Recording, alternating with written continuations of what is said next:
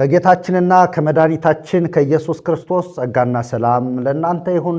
እንደምን አላችሁ ውድ የአፍላጋ ሕይወት ሚዲያ ተከታታዮች፣ በዓለም ዙሪያ ያላችሁ አባቶች፣ እናቶች፣ እህቶች፣ ወንድሞች እንዲሁም ደግሞ በሃይማኖት መሪነት የተቀመጣችሁ የሃይማኖት መሪ አባቶቻችን እና እንዲሁም ካህናት፣ ዲያቆናት፣ ጳጳሳት፣ መምህራን፣ ሌሎችም በልዩ ልዩ ቤተ እምነት ያላችሁ እንዴት አላችሁ?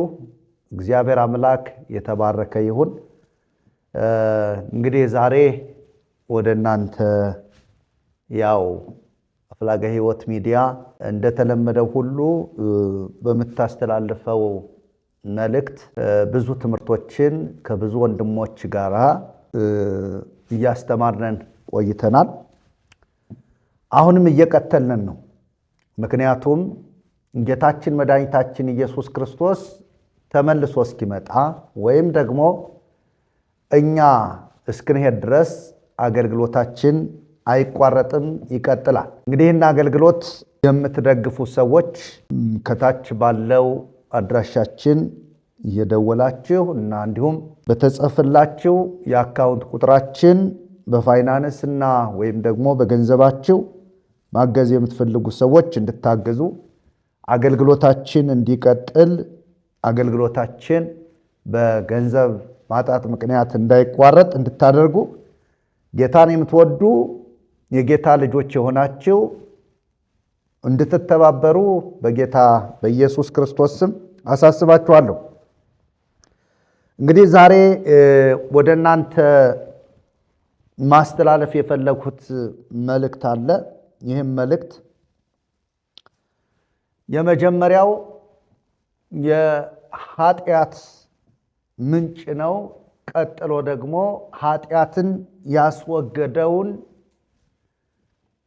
ሰው ወይም ደግሞ ፍጹም ሰው ፍጹም አምላክ የሆነውን ጌታችንን መድኃኒታችንን ኢየሱስ ክርስቶስን በዓለም ዙሪያ ያላችሁ በእርሱ አምናችሁ የእግዚአብሔር ልጆች ያልሆናችሁ ሁሉ በእርሱ አምናችሁ የእግዚአብሔር ልጆች ትሆኑ ዘንድ ይህንን ትምህርት ወደ እናንተ ለማስተላለፍ ነው። ለእግዚአብሔር ለአምላካችን ክብር ይሁንለት። እንግዲህ እንደ መነሻ ሐሳብ አድርጌ መወስደው የእግዚአብሔር ቃል በሮሜ መጽሐፍ ምዕራፍ 5 ከቁጥር 12 ያለውን መነሻ ሐሳብ በመውሰድ ነው የዛሬውን ትምህርቴን ማስተላለፍ እንፈልገው። እንደዚህ ይላል ቃሉ፣ ስለዚህም ምክንያት ኃጢአት በአንድ ሰው ወደ ዓለም ገባ። ኃጢአት በአንድ ሰው ምክንያት ወደ ዓለም ገባ፣ በኃጢአትም ሞት፣ እንደዚሁም ሁሉ ኃጢአትን ስላደረጉ ሞት ለሰው ሁሉ ደረሰ ይላል። እንደ ሁለተኛ ምንባብ አድርጌ የምወስደው የያዕቆብ መልእክት ምዕራፍ 1 ከቁጥር 15 ያለውን ቃል ወስዳለሁ። ምኞት ጸንሳ ኃጢአትን፣ ኃጢአትም አድጋ ሞትን ወለደች ይላል። እንግዲህ እነዚህን ሁለት የእግዚአብሔር ቃል ጥቅሶች መነሻ በማድረግ ዛሬ በምናስተላልፋቸው በኢትዮጵያ ኦርቶዶክስ ቤተ ክርስቲያን የተጻፉ ገድላትን፣ ድርሳናትን እና እንዲሁም ከመጽሐፍ ቅዱስ ተቃራኒ ሆነው የተቀመጡ ልዩ ልዩ አስተምሮቶችን በምትከታተሉበት ወቅት አንዳንዶቻችሁ አዳዲስ ትምህርት ስለሚሆንባችሁ ታዲያ የቱን እንመን የሚል ጥያቄ በእናንተ ውስጥ እንደተፈጠረና ይህንን ጥያቄዎቻችሁንም ለእኛ በመደወል አቅርባችሁልናል። ስለዚህ እኛ መጽሐፍ ቅዱስ እስትንፋሰ እግዚአብሔር የሆነ አባቶቻችን በመንፈስ ቅዱስ ተነድተው የጻፉት መጽሐፍ እንደሆነ አጠቃላይ በዓለም ያሉ አብያተ ክርስቲያናት ሁሉ የሚቀበሉት እውነታ ነው። እንግዲህ ይህ የእግዚአብሔር ቃል ወይም ደግሞ የእግዚአብሔር ቃል የተጻፈበት መጽሐፍ ቅዱሳችን ይህን አይነት እውነታ ካለው መጽሐፍ ቅዱስ ደግሞ ተቃራኒ ሆኖ የተቀመጡ መጽሐፍትን የግድ ነው በመጽሐፍ ቅዱስ እንመዝናቸዋል። በመጽሐፍ ቅዱስ ተመዝነው መጽሐፍ ቅዱስን የማይመስሉ መጽሐፍ ቅዱስ የማያስተላልፈውን የሚያስተላልፉ አንዳንድ ሰዎች በጫካም በከተማም በተለያየ ስፍራ ሆነው የጻፏቸውና በራሳቸው ዕውቀት መጽሐፍ ቅዱስን ዋቢ ሳያደርጉ የጻፏቸውን መጽሐፍት በመጽሐፍ ቅዱስ መዝነን የሚወድቁ ከሆነ ይወድቃሉ። ደግሞም በመጽሐፍ ቅዱስ ተመዝነው ትክክለኛውን እውነት የሚያስተላልፉ ከሆነ ይቀጥላሉ። ይህንን ስናስተላልፍ እንግዲህ ቅድም እንዳልኩት ጥያቄ ተፈጥሮባቸዋል ብዙ ሰዎች። ለምሳሌ ስለ ታቦት፣ ስለ ጥምቀት፣ ስለተለያዩ ወርሃ በዓላትና ዓመታዊ በዓላት በኢትዮጵያ ስለሚከበሩ በምናስተላልፍበት ጊዜ ብዙ ጥያቄዎች ተፈጥሮባቸዋል። እውነት ነው፣ ጥያቄም መፈጠር አለበት። ምክንያቱም የጌታችንን የኢየሱስ ክርስቶስን መወለድ፣ የጌታችንን የኢየሱስ ክርስቶስን መሞት፣ የጌታችንን የኢየሱስ ክርስቶስን መነሳት፣ የጌታችንን የኢየሱስ ክርስቶስን ማረግ፣ የጌታችን የኢየሱስ ክርስቶስን ዳግመኛ ተመልሶ መምጣት የሚያምን አማኝ ይህን ጥያቄ መጠየቅ የግድ አለበት። ካልጠየቅነን ለነፍሳችን መድኃኒት አናገኝ። ካልጠየቅነን የእግዚአብሔርን መንግሥት የሚወርሰውን ትክክለኛውን መስመር አናገኝ። ካልጠየቅነን የምናምነውን ትክክለኛውን እምነት ማወቅ አንችልም። የምናምናቸው ብዝሃ ሃይማኖቶች በአእምሯችን ላይ ይፈጠሩብንና በእነዚህ ብዝሃ ሃይማኖቶች ስንንከራተት ያው ሰው ይኖራል ወይም ሰው ይወለዳል፣ ያድጋል፣ ይሞታል። ነገር ግን ከሞት በኋላ ያለውን የእግዚአብሔርን አስቀድሞ በክርስቶስ ያሰበውን የእግዚአብሔርን ርስት ለመውረስ ያንን ርስት የሚያወርሰንን ሕያው ቃል ማወቅ ግዴታ ነው። ይሄ ነገድን፣ ቋንቋን፣ ዘርን፣ ወገንን አይለይም። የእግዚአብሔር ቃል ሁሉን በፈጠረ እንዲሁም ደግሞ የሰውን ልጆች ፈጥሮ የሰው ልጅ ሲወድቅ በኃጢአት ሲወድቅ እንደገና ለማዳን በራሱ ርኅራኄና ቸርነት ምሕረት አማካኝነት በራሱ ፈቃድ ልጁን ልኮ ያዳነንን መንገድ ማወቅ ግዴታ። የሰው ልጅ ይህንን ካላወቀ ቅድም እንዳልኳችሁ ሃይማኖት አይገድበውም።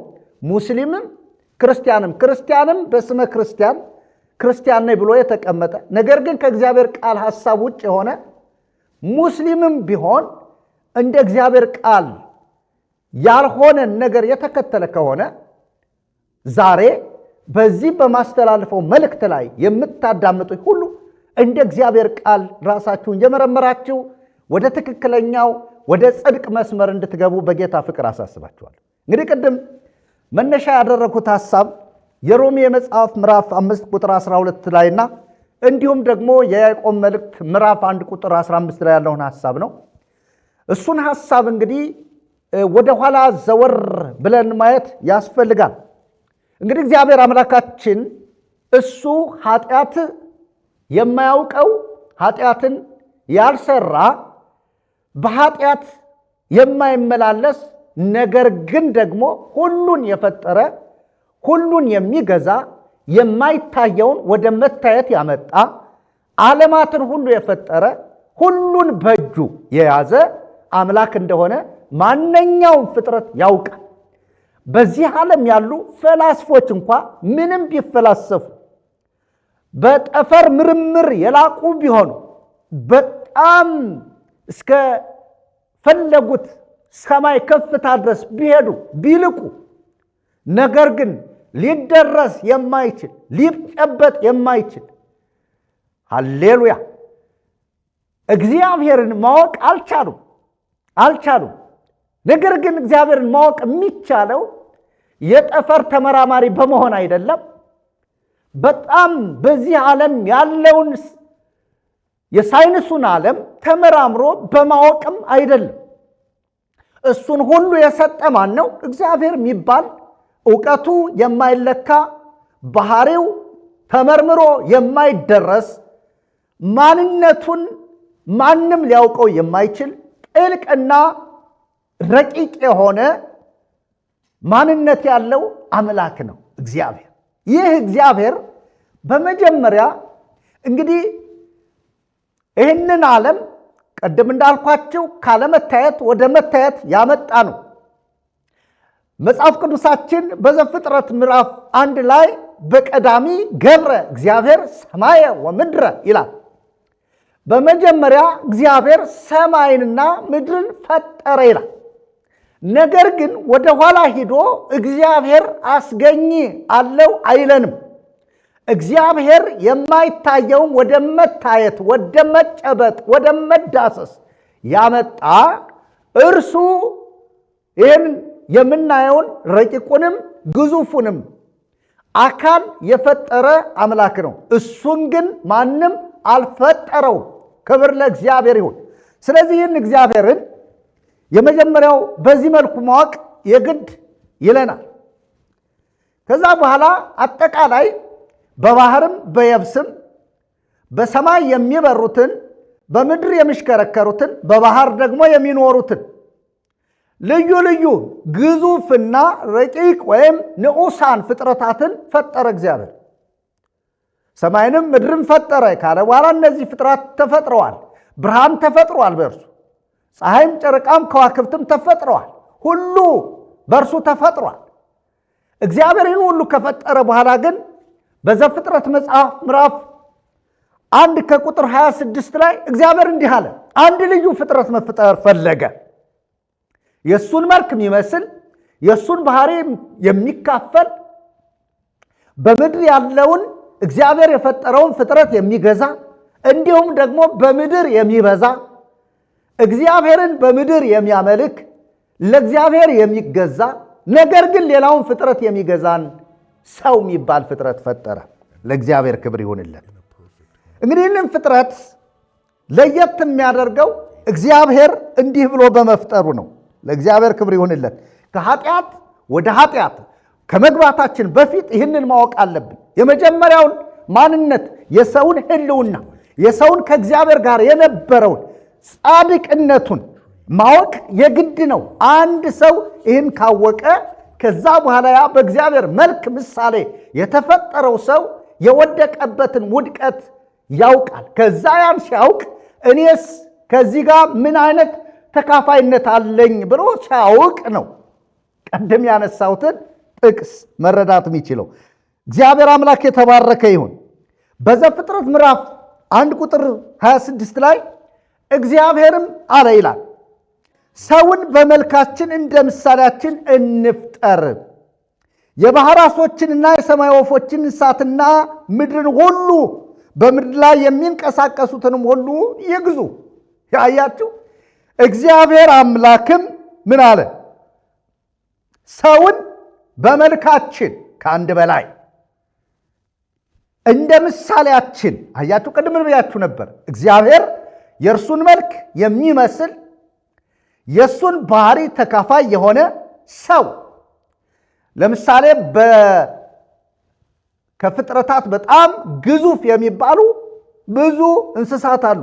ግዙፍ የተባሉ እንደ ጉማሬ፣ እንደ አዞ፣ እንደ ሌሎችም እንደ አሳንበሪ፣ እንደ ሌሎችም ታላላቅ እንደነ ዝሆን አይነት ፍጥረታት አሉ ከእንስሳትና ከአራዊት።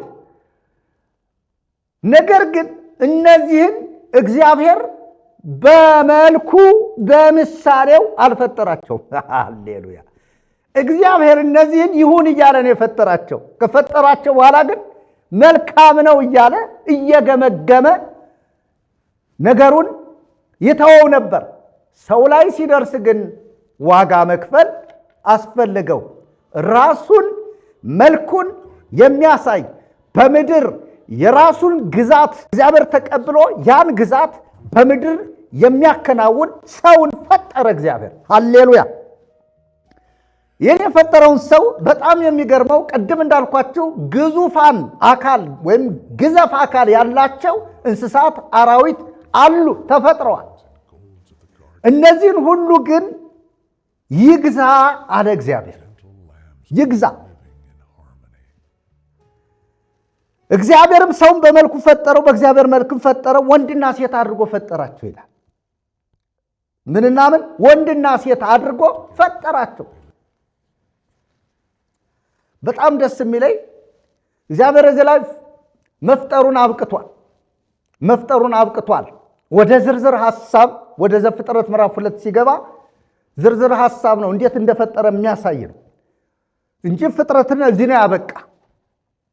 ወንድና ሴት አድርጎ ፈጠራቸው። ከዛ በኋላ ግን እግዚአብሔርም ባረካቸው ይላል። ክብር ለእግዚአብሔር ይሁን። ባረካቸው፣ እንዲህም አላቸው ብዙ ተባዙ፣ ምድርንም ሙሏት ግዟትም። ሃሌሉያ! ምድርን ሙሏት ግዟትም። እነማንን? ወንድና ሴት አድርጎ የፈጠራቸውን ሰዎች። ሃሌሉያ! ክብር ለእግዚአብሔር ይሁን። ወንድና ሴት ነው ያልኳቸው። አንዳንድ ሰዎች የተለያየ ሐሳብ ያላችሁ ሰዎች በቃ ፍጥረት እዚህ ላይ ነው ያበቃ። ወንድና ሴት አድርጎ ፈጠራቸው። ስትፈጠር አፈጣጥሯን ነው ዘፍጥረት 2 ላይ የነገረህ እንጂ ያበቃ እዚህ ላይ ነው። እዚህ ላይ ስትፈጠር ግን ምን ነበረ የተከናወነው? ምን አይነት ነገሮች ተወስደው በእግዚአብሔር እጅ ተሰርተው ተገጣጥመዋል? ለምሳሌ ይህ ስጋችን ዘፍጥረት መጽሐፍ ምዕራፍ 2 ቁጥር 7 ላይ እግዚአብሔር አምላክም ሰውን ከምድር አፈር አበጀው ይላል።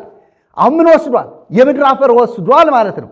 ከምድር አፈር አበጀው ይልና የሕይወትን እስትንፋስ እፍ አለበት። እዚህ ላይ ወንድ አድርጎ ሲፈጥራቸው እንደዚህ አድርጎ ነው የፈጠራቸው እያለ ነው የዘፍጥረት መጽሐፍ ምዕራፍ 2 ቁጥር 7 ላይ ያለው ሐሳብ። እፍ አለበት ሰውም ሕያው ነፍስ ያለው ሆነ ይላል። ክብር ለእግዚአብሔር ይሁን። ነገር ግን እዚሁ አንድ ላይ ተመልሼ ሳየው ብዙ ተባዙ፣ አንዱ ምድርንም ሙሏት ግዟትም፣ የባህር ዓሦችና የሰማይ ወፎች በምድር ላይ የሚንቀሳቀሱትም ሁሉ ግዟቸው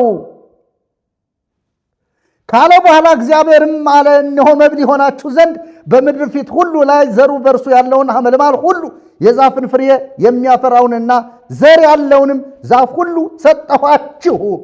አዳምጠኝ። ሰጠኋችሁ፣ ይህን ሁሉ ሰጠኋችሁ። ለምድርም አራዊት ሁሉ ለሰማይም ወፎች ሁሉ ሕያው ነፍስ ላላቸው ለምድር ተንቀሳቃሾችም ሁሉ የሚበቅለው ሐመልማል ሁሉ መብል ይሁንላቸው። እንዲሁም ሆነ። ይሁንላቸው አለ፣ እንዲሁም ሆነ። እዚህ ላይ ቅድም እንዳልኳችሁ ነው፣ አብቅቷል። ዘፍጥረት 2 ላይ ሄዳችሁ ስታነቡት ዝርዝር ሐሳቡን ያሳየናል። አሁን መብል ሆነላቸው። ለእንስሳትም ለሰው ልጆችም የተሰጠ መብል አለ፣ ሆኗል ማለት ነው። ከዛ በኋላ እንግዲህ እግዚአብሔር ያደረገውን ሁሉ አየ፣ እነሆም እጅግ መልካም ነበረ። ማታም ሆነ ጠዋትም ሆነ 6ኛ ቀን በማለት ይዘጋል። በ7ኛው ቀን እግዚአብሔር አረፈ። ክብር ለእግዚአብሔር ይሁን። እንግዲህ ከሆነ ዋናው የምመጣው ስለ አንድ እንስሳ፣ ስለ አንድ አራዊት ወይም ስለ እባቡ እና ስለ ሰይጣን እንድሰብክ አይደለም ወይም እንዳስተምር አይደለም።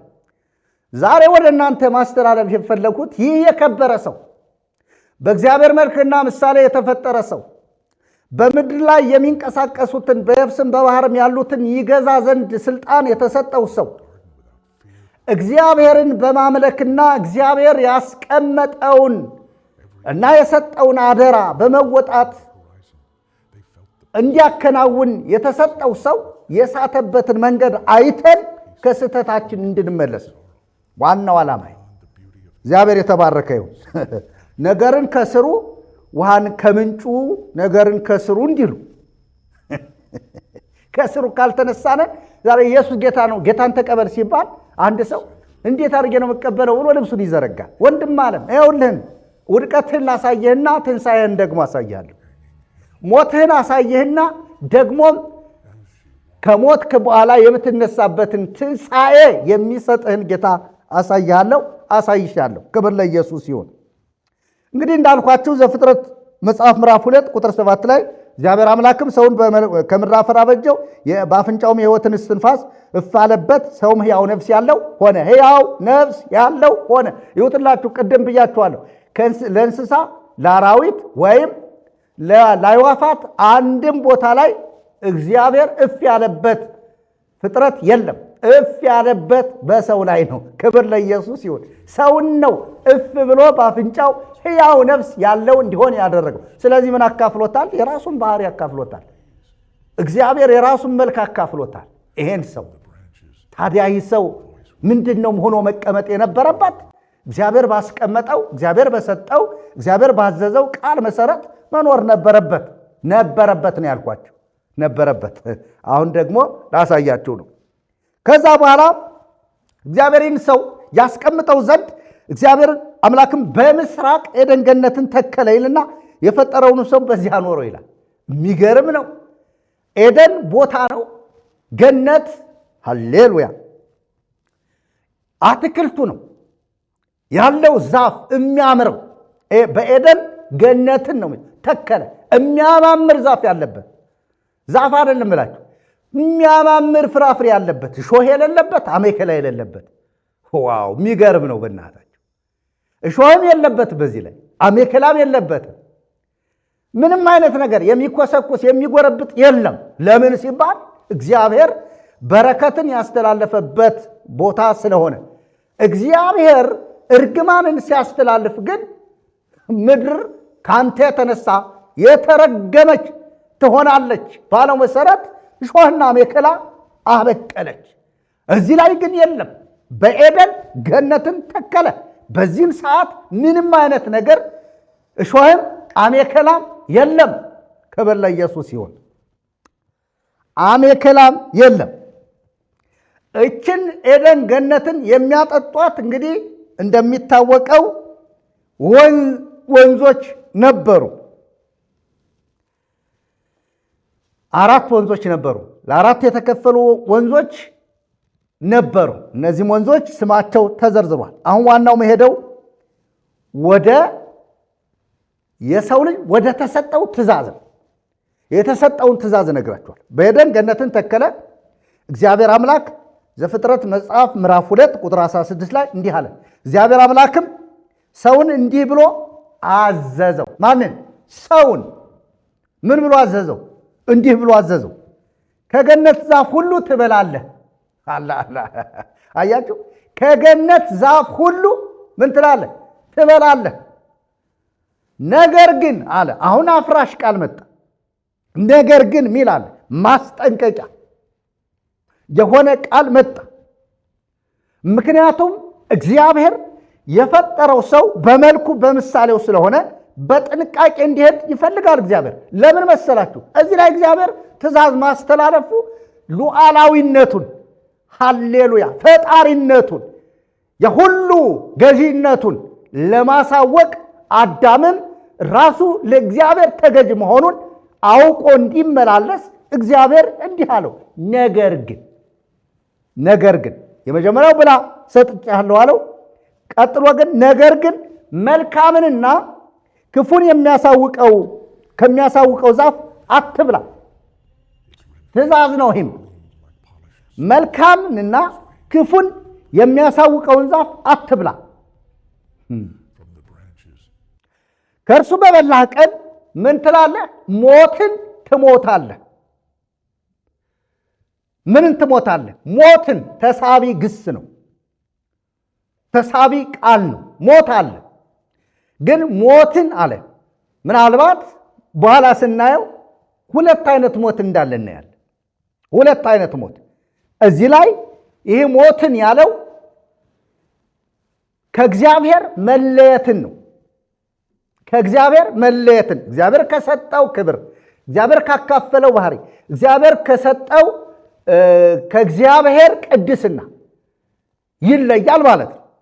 ይህ ሞትን ትሞታለህ አለው። ይህ ማለት ነፍስ ከስጋ የምትለየው አይነት ሞት አይደለም። ከእግዚአብሔር መለየት ነው። ሞት መለየት ነው። ስለዚህ ሞትን ትሞታለህ። ምን ባረክ ጊዜ ከእሱ በበላ ቀን ሞትን ትሞታለህ። በበላ ቀን በዛን ቀን ትሞታለህ። እሺ መቼ ሞተ? በደንብ አድርጋችሁ አዳምጡ። የመነሻ ሐሳቤ ሮሜ መጽሐፍ ምዕራፍ 5 ቁጥር 12 ላይ ስለሆነ ወደዛ በኋላ ስለመሄድበት፣ አሁን ደግሞ ዘፍጥረት መጽሐፍ ምዕራፍ 3 ቁጥር 5 ላይ ምናልባትም ይህ ሰው የተሰጠውን ኃላፊነት ወይም የታዘዘውን ትእዛዝ በአገባቡ መወጣት አለበት። ለምን? እግዚአብሔር የሚባለው አምላክ እርሱ ሁሉን የፈጠረ ነው፣ ሁሉን የሚገዛ ነው፣ ሁሉን ቻይ ነው። የፈጠረው ሰው እንዲሞት ተመቀኝቶት አይደለም አትብላ ያለው፣ ስለሚሞት ነው፣ ከእግዚአብሔር ስለሚለይ ነው እንጂ እግዚአብሔር ይህ ሰው ይህንን ሲበላ እኔን ይመስላል እኔን ያክላል ብሎ ፈርቶም አይደለም። ሰው ከዚህ በበላ ቀን መጥፎ የሆነ ነገር ያጋጥመዋል ብሎ ስላሰበ ነው እንጂ እኮ እግዚአብሔር ያኔ እርሱ ስለፈጠረው አንድ ጊዜ አጠፍቶ ሉዓላዊነቱን አክብሮ መኖር ይችላል። እግዚአብሔር ክብር ለእግዚአብሔር ይሁን። እና ዘፍጥረት ምዕራፍ 3 ላይ እንደሚታወቀው ከቁጥር 1 ላይ ሄዳችሁ ስታነቡ የእግዚአብሔርን ትእዛዝ ሊያፈርስ እግዚአብሔር የፈጠረውን ሰው ከእግዚአብሔር ሊለይ የመጣ የኃጢአት ምንጭ የሆነ ዲያብሎስ በርዕሰ ከይሲ ቤተክርስቲያን እንደምታስተምር በእባብ ተመስሎ መጥቶ ይላሉ አባቶች። ግን እባብ ነው የመጣ ቀጥታ። እባብ ማለት ከአራዊት አንዱ እንስሳ ነው፣ ወይም ደግሞ አንዱ ፍጥረት ነው። ይቅርታ፣ አራዊትና እንስሳ ስለሚለዩ ከአራዊት አንዱ ነው። አውሬ ነው የሚለው፣ የምድር አራዊት ነው የሚለው፣ ከምድር አራዊት ነው የሚለው፣ ከአራዊት መካከል አንዱ ነው። ስለዚህ ይህ እባብ ነው በቃ።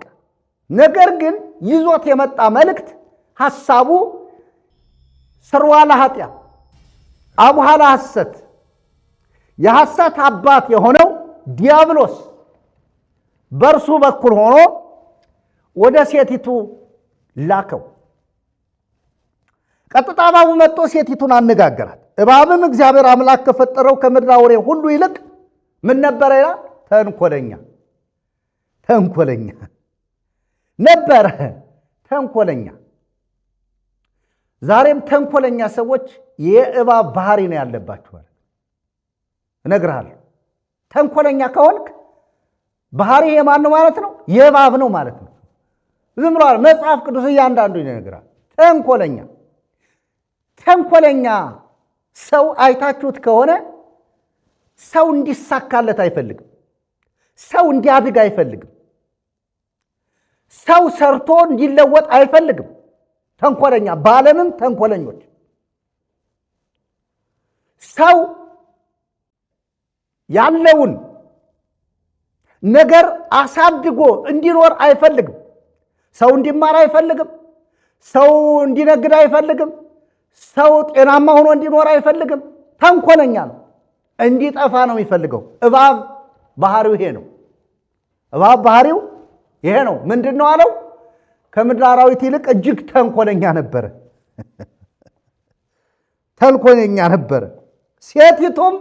ሴቲቱንም ይቅርታ፣ በውኑ እግዚአብሔር ከገነት ዛፍ ሁሉ እንዳትበሉ አዝዟልን? ወገኖች፣ ይህ ትምህርት ይቀጥላል። ይህ ትምህርት የሚቀጥል ትምህርት ነው። በውይይትም የምንቀጥልበት ትምህርት ነው የሚሆነው።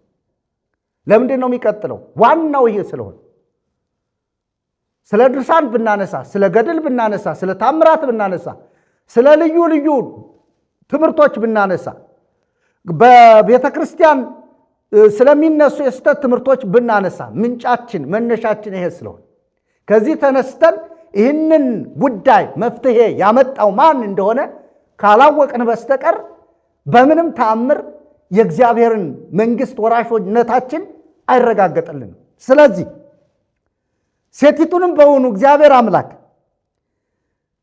እግዚአብሔር ከገነት ዛፍ ሁሉ እንዳትበሉ አዟልን አላት። ጥያቄ ምልክት። ወገኖቼ ጥያቄ ምልክት ይዞ የሚመጣውን ሰው ጥያቄያችሁ መልስ አጥጋቢ መልስ ከሌለው የምትጠየቁትን ጥያቄ በአጥጋቢ መልስ ማትመልሱ ከሆነ ዝምታን ምረጡ። ለምሳሌ እኛ ስናስተምር ኦርቶዶክስ ናችሁ ነኝ ይላሉ። ኦርቶዶክስነትን ነው የምትፈልገው? የእግዚአብሔርን ቃል ነው የምትፈልገው? ሃይማኖት ነው የሚጠይቀው። ይሄ ተቋም ነው የሚጠይቀው። ፕሮቴስታንት ናችሁ ነኝ ይላል። ፕሮቴስታንትነትን ነው የምትፈልገው ወይንስ ደግሞ የዘላለምን ሕይወት የእግዚአብሔርን ቃል ነው የምትፈልገው? ጥያቄ ምልክት። እንዲህ አይነት ጥያቄ የሚጠይቁ አሉ። ለምን? የተጠመዱት የእናቴ የአባቴ የአያቴ ቅድመ አያቴ ሃይማኖት ብለው ስለሆነ የኖሩት የእግዚአብሔር ቃል ስለሌላቸው እንደዚህ ናቸው። ሔዋን ስትጠየቅ ጥያቄውን ከመመለስ ይልቅ አዎ አትብሉ ብሎናል፣ ከእንግዲህ በኋላ በሕግ አምላክ ከእኔ ዘንድ ራቅ ነበር ማለት የነበረበት። ለምን? ብሏል እኮ እግዚአብሔር። እንዲያውም ጨምራ ተናግራለች። እሷ እግዚአብሔር ብሏል። አትብሉ ብሏል እኔ ይላታል እንዴ? አዎ አትብሉ ብሏል። ከዛ በኋላ ያለው ንግግር ነው ሔዋንን ወደ መጥፎ ስህተት የወሰዳት። ሴቲቱም ለእባቡ አለችው፣ አያችሁ አለችው፣ ወሬ ጀመረች። በገነት ካለው ዛፍ ፍሬ እንበላለን፣ እግዚአብሔር ያለውን ነው ብሉ ብሎ ሰጣቸው። ከዚህ ብሉ አላቸው። ከዚህ ግን ክፉና መልካምን ከሚያሳውቀው አትብሉ ብሏል እግዚአብሔር። ቀደም ያነበብኩት ነገር ግን አለች እሷም እንደ እግዚአብሔር ነገር ግን በገነት መካከል ካለው ከዛፍ ፍሬ እግዚአብሔር አለ እንዳትሞቱ። ምን ብሏል እግዚአብሔር? ሞትን ትሞታላችሁ፣ እንዳትሞቱ ከእርሱ አትብሉ። እግዚአብሔር ምን አትበሉ ነው ያለው? አትብሉ። ሔዋን ምን ጨመረችበት? አትንኩትም አትንኩትም ብሏል አለች። እንግዲህ እውነቷን ነው። ጨመር ብታደርገው እውነቴ ነው። ንባቡን ከምትጨምረው ይልቅ ድርጊቱን ትእዛዙን ብታከብር እንዴት ደስ ይል ነበረ። ኢኖዌ ሔዋንን ለወቅስ አይደለም፣ ሔዋንን ለመውቀስ አይደለም። ቀጠለ እባቡ። ለምን? ክፍተት ሰጠችው፣ ስፍራ ሰጠችው፣ ጆሮ ሰጠችው፣ እንዲያወራት አደረገችው። ከዛ ምንድን ነው ያላት? እባብም ለሴቲቱ አላት ሞትን አትሞቱም፣ እግዚአብሔር ብሏቸዋል፣ ሞትን ትሞታላችሁ ብሏቸዋል። እሱ ምን አለ? ሞትን አትሞቱም። አያችሁ፣ እንዲህ አይነት ድምፅ ቀጸላ ምን አስተምሯል? ኢየሱስ ክርስቶስ ያድናል። እንተና አባ እንተና ምን አስተምረዋል? ማርያም ብሂል መርህ ለመንግሥተ ሰማያት ብሎ አስተምረዋል። የትኛው ነው የሚሻለ? ማርያም ናት መንግሥተ ሰማያት መርታ ምታስገባ ወይስ ደግሞ አነ ውእቱ ፍኖተ ጽድቅ ወሕይወት ወአልቦ ዘይመጽእ ኀበ አብ ዘእንበለ እንተ ኀቤየ ያለው ክርስቶስ ነው። እኔ መንገድ እውነት ሕይወት ነኝ የሚለውን የሰበከው ወይንስ ደግሞ ማርያም ናት መንግሥተ ሰማያት መርታ የምታስገባ? አያችሁ፣ ሁለት አማራጭ ነው። እግዚአብሔር ሞትን ትሞታላችሁ ብሏል ሲል ሰይጣን ምን አለ? ወይም እባቡ ምን አለ? ሞትን አትሞቱም፣ እግዚአብሔር ትሞታላችሁ ብሏል። እግዚአብሔር ካለህ አለ። እግዚአብሔር ያላለህን ለምን ትሰማለህ ነው። እግዚአብሔር ያላላትን ለምን ትሰማ ነበር? ይቺ ሰው ምንድን ነው የሆነችው ብላችሁ ስታዩ በቃ ጆሮ ስለሰጠችው ቀጥታ ያልቀመሰችውን ለመቅመስ ያላየችውን ለማየት አደለ? እንደዛ ነው የፈለገችው። ያላየችውን ለማየት ያልቀመሰችውን ለመቅመስ ፈለገች። ለምን? እዚህ ላይ ሌላ ድምፅ መጣ። ሁለት ድምፅ ነው ይመጣልህ። እዚህ ላይ የዘላለምን ሕይወት የምታገኝ በክርስቶስ ነው ስትባል፣ የለም ይሄን ካላከበርክ፣ 30ውን ቀን ካላከበርክ፣ በዓላትን ካላከበርክ፣ ዝክር ካልዘከርክ፣ ፍታት ካልተፈታልህ፣ ተስካር ካላወጣ አትጸድቅም አትድንም ስትባል ያን ትሰማለህ። ተስካርም ፍታትም ሳይፈታልህ፣ ሃሌሉያ፣ ከስራትህ የፈታ መድኃኒት የሆነ ኢየሱስ ነው ስትባል፣ የለም ሌላ ያስፈልገኛል ትላለህ። አሁን ሔዋን ሌላ ነው ያስፈልጋል። ለምን? እግዚአብሔር አትብሉት ያለው እንደ ምቀኝነት ቆጠረችው። በቃ እግዚአብሔር ትክክል አይደለም፣ ሉዓላዊ አምላክ አይደለም እንደ ማለት እኮ ነው። እግዚአብሔር እንደ መሳደብ ነው። የእግዚአብሔርን ትእዛዝ አለማክበር እግዚአብሔርን መሳደብ ነው አንዱ። ስለዚህ እቺ ሰው ማድረግ የነበረባትን በመልኩ በምሳሌው የፈጠራትን የሕይወትን እስትንፋስ በአፍንጫዋ አፍ ያለባትን የአምላኳን የእግዚአብሔርን ትእዛዝ ነበር ማክበር የነበረባት እንጂ ያንን ስሁት ሆኖ የመጣ ያውም አራዊት ሆኖ ለአራዊት ድምፅ በአራዊት ድምፅ ተመስሎ የመጣውን ሰይጣንን ከምትሰማ ያንን መልኩን ምሳሌውን አድርጎ የፈጠራትን የአምላኳን ትእዛዝ ብትሰማ የተሻለ ነበረ። ግን ሰማችው፣ እሱም ከተተባት።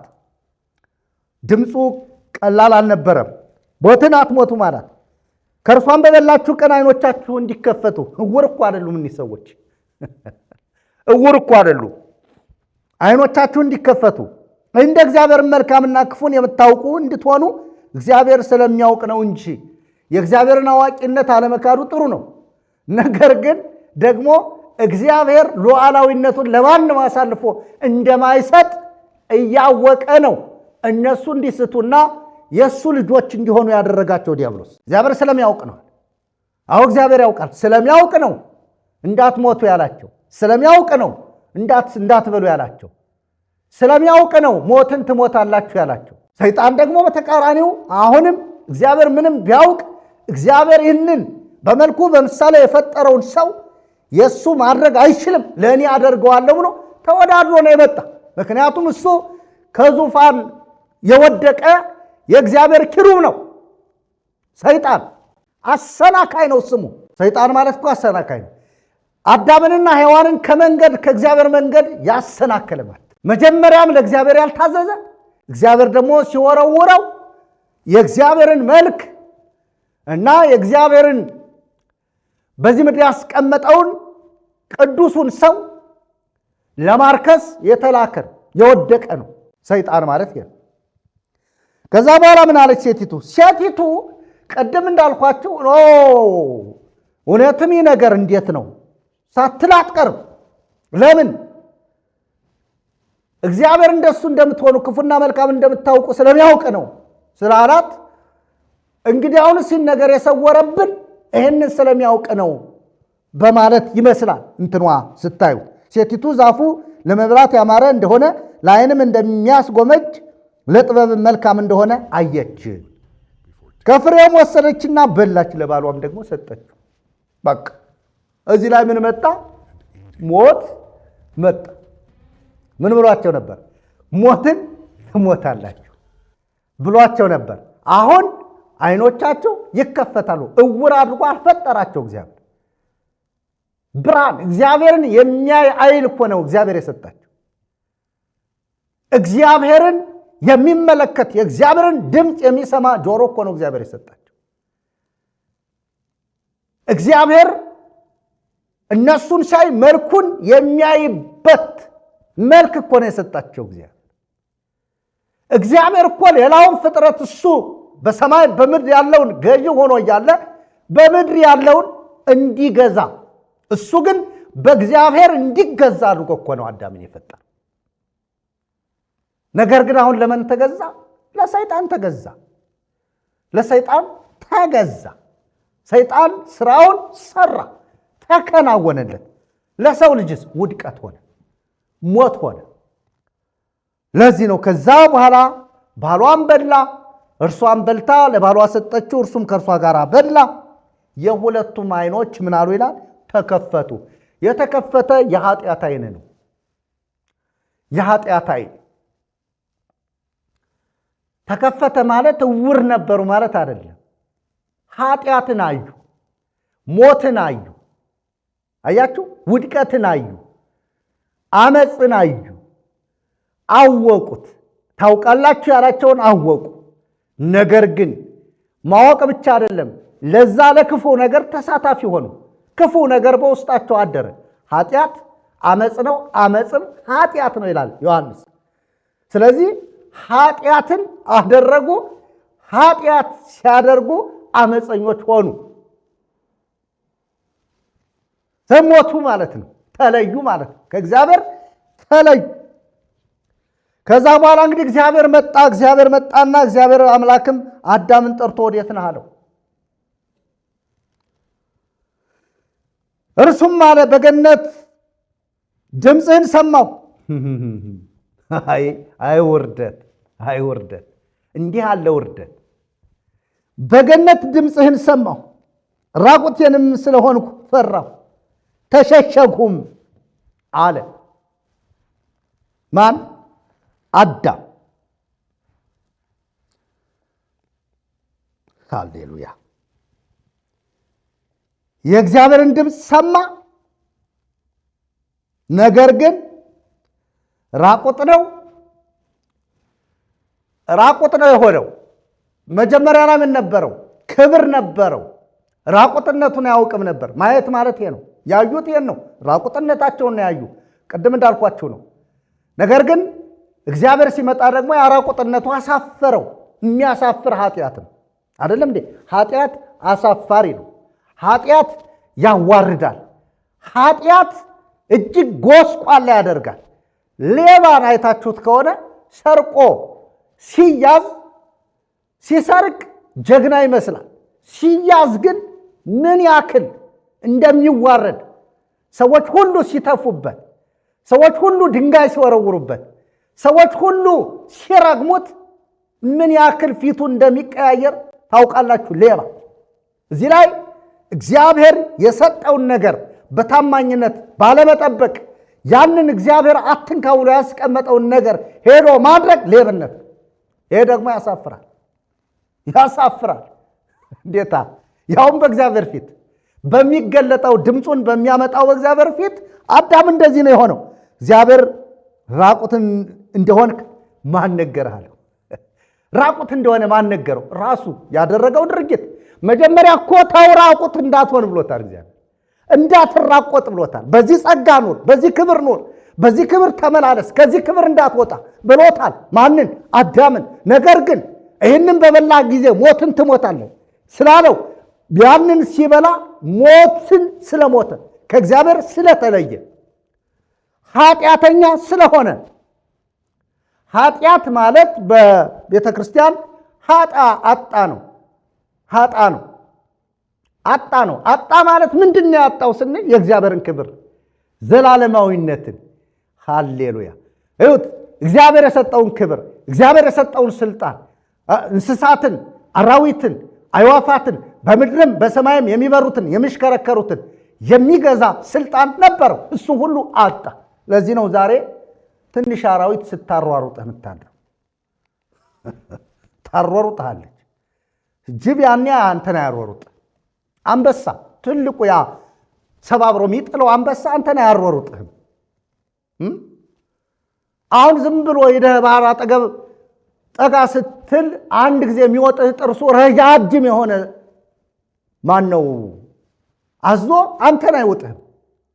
አሁን በባህር ውስጥ ያለና በዛፍ የሚንጠላጠል ዘንዶ ያኔ አንተን አይውጥህም ነበር። አሁን ግን ዋጠህ። ለምን? ይኸው ለምን? ብዙ ተባዙ ምድርንም ሙሏት ግዟትም ስላለ እኛ በመባዛት የተገኘን ስለሆነ አንተን ጻድቅ አድርጎ እግዚአብሔር አልፈጠረም። እግዚአብሔር ፍጥረትን አንድ ጊዜ ሰውን አንድ ጊዜ ነው የፈጠረው። ያ ሰው ግን እንዲበዛ ነው፣ እንዲባዛ ነው። ስለዚህ በዝተን ነው የመጣ ነው። ለዚህ ነው ኃጢአት በአንድ ሰው ምክንያት ወደ ዓለም ገባ ያለ። ሃሌሉያ! ከዛ በኋላ ምክንያታዊ ነገር አዳም ሲያቀርብ እናያለን። ምክንያት አቀረበ። ምክንያቱ ምንድን ነው? ማን ነገረህ? ከዚህ አትብላ ካልኩህ ዛፍ በላህን አለው። አዳም አለ ከኔ ጋር እንድትሆን የሰጠኸኝ ሴት እርሷ ከዛፉ ሰጠችኝና በላው። ምክንያቱ አያድንም። እግዚአብሔር አሁን አዳምን ማምጣት የሚፈልገው በሌላ መስመር ነው፣ በሌላ መንገድ ነው። እንደገና ወደ ቀደመ ክብሩ ሊመልሰው የፈለገ እንጂ እግዚአብሔር ይህንን አዳም ራሱን ከዚሁ መቀየር አልፈለገም እግዚአብሔር። ምክንያቱም በቃ ይሄኛው ትእዛዝ አፍርሷል፣ ይሄኛው ትእዛዝ ሽሯል። ይሄ እግዚአብሔርን ድምፅ ጥሶ የሰይጣንን ድምፅ ሰምቶ ወድቋል። ስለዚህ የወደቀውን አዳም መመለስ ያለበት እግዚአብሔር በማይወድቅ በማይስት የእግዚአብሔርን ትእዛዝ በሚያከብር እግዚአብሔርን ደስ በሚያሰኝ ራሱን መስዋዕት አድርጎ በሚያቀርብ ራሱ እግዚአብሔር ሃሌሉያ ወለድኩከ እምከርስ እምቅድመ ኮከበ ጽባህ ብሎ እንደተናገረው ገና አስቀድሞ ከዋክብት ኮከብ ሳይወጣ በፊት አስቀድሜ ወለድኩህ ያለው ልጁ ኢየሱስ ክርስቶስ ነው። ስለዚህ ማንም እዚህ በኋላ ይህንን ሰው ሊመልስ የሚችል አካል አልነበረም። እግዚአብሔርም ይህንን አላደረገም። እግዚአብሔር የተባረከ ይሁን። ስለዚህ እግዚአብሔር ይህንን ካለ በኋላ ማስተላለፍ የፈለገው በማንም ላይ ፍርዱን ማስቀመጥ ሳይሆን እያንዳንዱ ለሰራው ስራ ተጠያቂ ይሆናል። ለምሳሌ ሴቲቱ አበላችኝ ብሎ ምክንያት አቀረበ። ምክንያቱን አልተቀበለውም። አንተም የራስህን ፍርድ ታገኛለህ፣ እሷም የራሷን ፍርድ ታገኛለች፣ እባቡም የራሱን ፍርድ ያገኛል አለ እግዚአብሔር። እውነት ቃሉን እኒ ከዛ በኋላ በጣም እግዚአብሔር ርኅራኄ የተሞላ አምላክ ቸር እንደሆነ እናያለን። ራቁት ናቸው። ራቁት ስለሆኑ ግን እግዚአብሔር እንዲህ አደረገ። እግዚአብሔር አምላክም ለአዳምና ለሚስቱ የቁርበትን ልብስ አደረገላቸው፣ አለበሳቸው። አያችሁ ምን አይነት አምላክ ነው! ለማንና ለማን? ለአዳምና ለሔዋን። ለእባቡስ ምን ልብስ ያስፈልገዋል? ደግሞ ምን ልብስ ያስፈልገዋል? እሱ ወራዳ ነው፣ እሱ የወደቀ ነው፣ እሱ ኪሩብ የነበረ ነው፣ ዲያብሎስ ነው በእባቡ ውስጥ ሆኖ የሚሰራው። ስለዚህ እሱ እንደገና ወደ እግዚአብሔር መንግሥት መመለስ አያስፈልገው፣ አንድ ጊዜ ወድቋል። ለዚህ ነው ዛሬ አንዳንድ ትምህርቶችን ስናስተላልፍ፣ ለምሳሌ በኢትዮጵያ ኦርቶዶክስ ቤተ ክርስቲያን ያላችሁ አባቶች ስሙኝ፣ ሰይጣንን እግዚአብሔር ሊመልስ ልጁን አላከም። ለሰይጣንም እግዚአብሔር አራራለት። ላይራራለት ለአንዴና ለመጨረሻ መቀመቅ ነው ያወረደው። ነገር ግን አሁን በዚህ ምድር ላይ ለሰይጣን የመጨረሻውን ጌታችን መድኃኒታችን ኢየሱስ ክርስቶስ ዳግም መጥቶ ሲኦልን ሃሌሉያ ሲኦልና ለሲኦል የተዘጋጁ ለሰይጣንና ለመላእክቶቹ የተዘጋጁትን አብሮ እስኪጥለው ድረስ አሁን በዚህ ምድር የዚህ ዓለም ገዢ ሆኖ ይኖራል። ነገር ግን ደግሞ በክርስቶስ ኢየሱስ ያመኑ ብቻ እሱን እያሸነፉ እየረገጡ ይኖራል።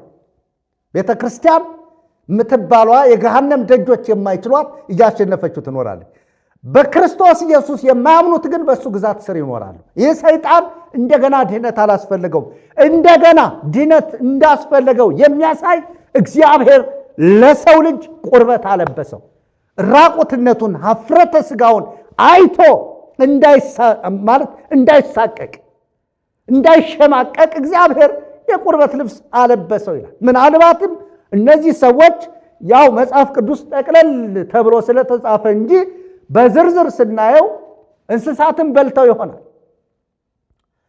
የበሏቸው እንስሳት ይኖራል። ከዚህ መካከል ቁርበታቸው አለ። ቁርበታቸውን አንስቶ አልብሷቸዋል። እግዚአብሔር ቁርበት ነው የሚለው እና አዳምና ሔዋን ግን ምንድነው አገልድሞ የነበር? ቅጠል። እግዚአብሔር ግን ቅጠሉን አስወገደና ቁርበት አለበሳቸው ይላል። ሃሌሉያ። ከዛ በኋላ ቁርበትን አደረገላቸው ይላል፣ አለበሳቸውም ይላል። እግዚአብሔር አምላክም አለ ነው አዳም መልካምንና ክፉን ለማወቅ ከእኛ እንዳንዱ ሆነ። አሁንም እጁን እንዳይዘረጋ ቁጥር 22 ላይ ደግሞም ከሕይወት ዛፍ ወስዶ እንዳይበላ ለዘላለምም ሕያው ሆኖ እንዳይኖር።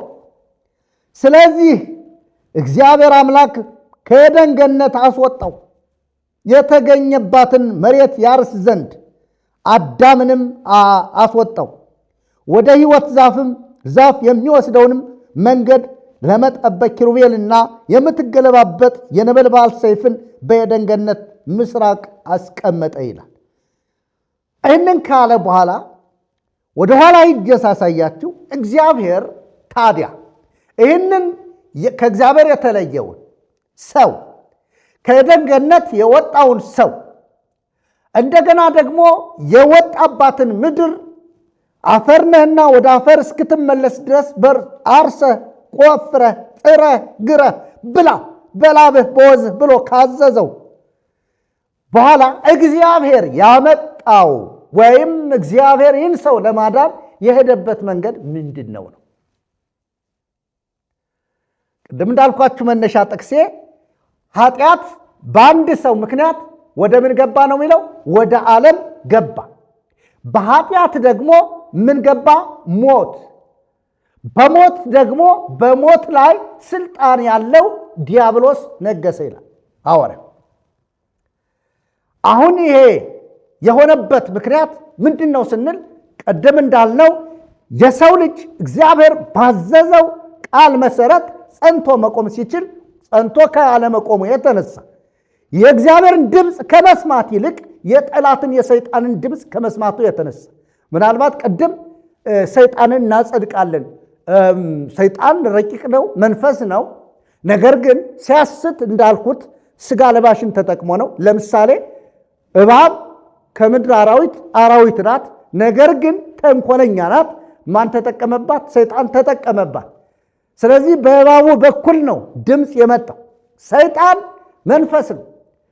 በኢትዮጵያ ቤተክርስቲያን ግን መጥቆራ የሚባል ሰይጣንን ወደ ሰው ቀይረው ማርቆስና ተክለ ሃይማኖት የሚባሉ ሰዎች ወደ ሰው ቀይረው ገዝረው ስሙን መጥቆራ የሚለውን ስም ወደ ጽዋ ለጽድቅ ቀይረው የጽድቅ ምርኮ ብለው አሁን ያው ቤተክርስቲያን ተሰርቶለት መንኩሶ በህትዎ ሞተ ይላል። ሰይጣን አይሞትም። ይኸውልህ ሰይጣን የምትወጣ ነፍስ የለችው። እኛ ነፍሳችን የምትወጣ ልቡሳነ ሥጋ ስለሆነ ነፍሳችን ከሥጋችን የምትለይ። ሰይጣን ከምኑ ምን ይወጣል ንገረኝ እስቲ? መንፈስ እኮ ነው እና ሞተ ይላል። በሌላ በኩልም እንዲሁ ተክለ ሃይማኖት የባህርን አጋንንት ይዘው ገርዘው ስንዴ ሲያስፈጩት ውሃ ሲያስቀዱት ገዳም ሲያገለግል ኖሮ ሞተ ይላል። እንዲህ አይነት ትምህርት በእውነት ከራሱ ከሰይጣን ከአጋንንት የሚተላለፍ እንጂ የእግዚአብሔር ትምህርት አይደለም። እግዚአብሔር ሰይጣንን ላይምረው ወደ ምንም ላይቀይረው ለአንዴና ለመጨረሻ አውርዶታል። ከየት? ከነበረበት ኪሩብነት የእግዚአብሔር ሃሌሉያ በእግዚአብሔር ዙሪያ ከነበረው ከዛ ኪሩብነት እግዚአብሔር አዋርዶታል። በምኑ? በትዕቢቱ፣ በውበቱ፣ በምናምኑ። ውበት አለው በውበቱ ስለታበየ። ስለዚህ ይህን የወደቀ ሰይጣን እንደገና አንተ አንስተ አድበልብለ ሰርተ ወደ ሰው ቀይረ ነፍስ ሰርተለት ስጋና ነፍስ ኖሮት ቆም ጭኖ መንኩሶ ባህታዊ ሆኖ ሞተ። ይህንን ነው ቅድም ይህንን ቪዲዮ የምትከታተሉ ሰዎች ግራ የሚገባችሁ ሰዎች ሰይጣን አይመነኩስም፣ ሰው ሊሆን አይችልም። ሰይጣን ነው። ተውት፣ ሰይጣንን ልተው። ከእግዚአብሔር መላእክት እንኳን አንዱ መልአክ ሰው ሊሆን አይችልም። ሚካኤል ሰው ሊሆን አይችልም። ገብርኤል ሰው ሊሆን አይችልም። ሚካኤል መልአክ ነው፣ ረቂቅ ነው፣ አይታይም። በሚታይ በሰው መልክ ሊገለጥ ይችላል እንጂ ሰው ሆኖ የሰውን ግዘፍ አካል ይዞ አይገለጥም፣ አይመነኩስም፣ አይቆርብም፣ አያቆርብም። እናም ይህንን ነው ቅድም አንዳንድ ትምህርቶችን ስናስተላልፍ የቱን እንመን የምትሉ ሰዎች እመኑ። ይኸው የሚመጣውን አሳያችኋለሁ። ዘፍጥረት መጽሐፍ ምዕራፍ 3 ቁጥር 15 ላይ እግዚአብሔር የገባው ኪዳን ይህንን የሞተውን ሰው በኃጢአት የወደቀውን ሰው በዲያብሎስ የሳተውን ሰው የእግዚአብሔርን ድምፅ ትቶ የአጋንንትን የዲያብሎስን ድምፅ የሰማውን ሰው ሊያድነው እግዚአብሔር ኪዳን ገባ። ዘፍጥረት መጽሐፍ ምዕራፍ 3 ቁጥር 15 ላይ እንዲህ አለ እግዚአብሔር። ሃሌሉያ! እንዲህ አለ። ምናልባት ቁጥር 14 ላይ እግዚአብሔር አምላክም እባቡን አለው ይህን ስላደረግ ከእንስሳት ከምድር አራዊት ሁሉ ተለይተ አንተ የተረገምክ ትሆናለህ፣ በሆድህም ትሄዳለህ፣ አፈርንም በሕይወት ዘመንህ ሁሉ ትበላለህ። አሁን እባብን በሆድህ ትሄዳለህ አለው። ቀጥ ያለ ነበረ ማለት ነው። የአራዊት ቅርጽ ነበረው ማለት ነው። አሁን የምናየው እንደ ገመድ የሚሄደው እባብ የአራዊት ቅርጽ ነበረው ማለት ነው። በእግሩ ነው የሚሄድ የነበረ። አሁን ከእርግማኑ አንዱ በልብህ በሆድህ ትሄዳለህ አለው። ዋዋዋ በሆድህ ትሄዳለህ፣ አፈርንም በሕይወት ዘመንህ ትበላለህ አለው። ከዚያስ በአንተና በሴቲቱ መካከል በዘርህና በዘሯ መካከል ጠላትነትን አደርጋለሁ። በማን? በአንተና በመጀመሪያው በሴቲቱ በዘርህና በዘሯ መካከል ጠላትነትን አደርጋለሁ። እርሱ ራስን ይቀጠቅጣል፣ አንተም ሰኮናውን ትቀጠቅጣለህ። አሁን ጠላትነት መዋጋት ነው ማለት ነው። ለዚህ ነው አሁንም ድረስ ውጊያው እንደቀጠለ። ነገር ግን የሴቲቱ ዘር የሚባለው እግዚአብሔር ይህንን እባብ ሊያሸንፍበት ሊቀጠቅጥበት አስቀድሞ ያዘጋጀው ታማኝ የሴቲቱ ዘር ተብሎ የተጠቀሰ አንድ አለ። እርሱም ሰው የሆነው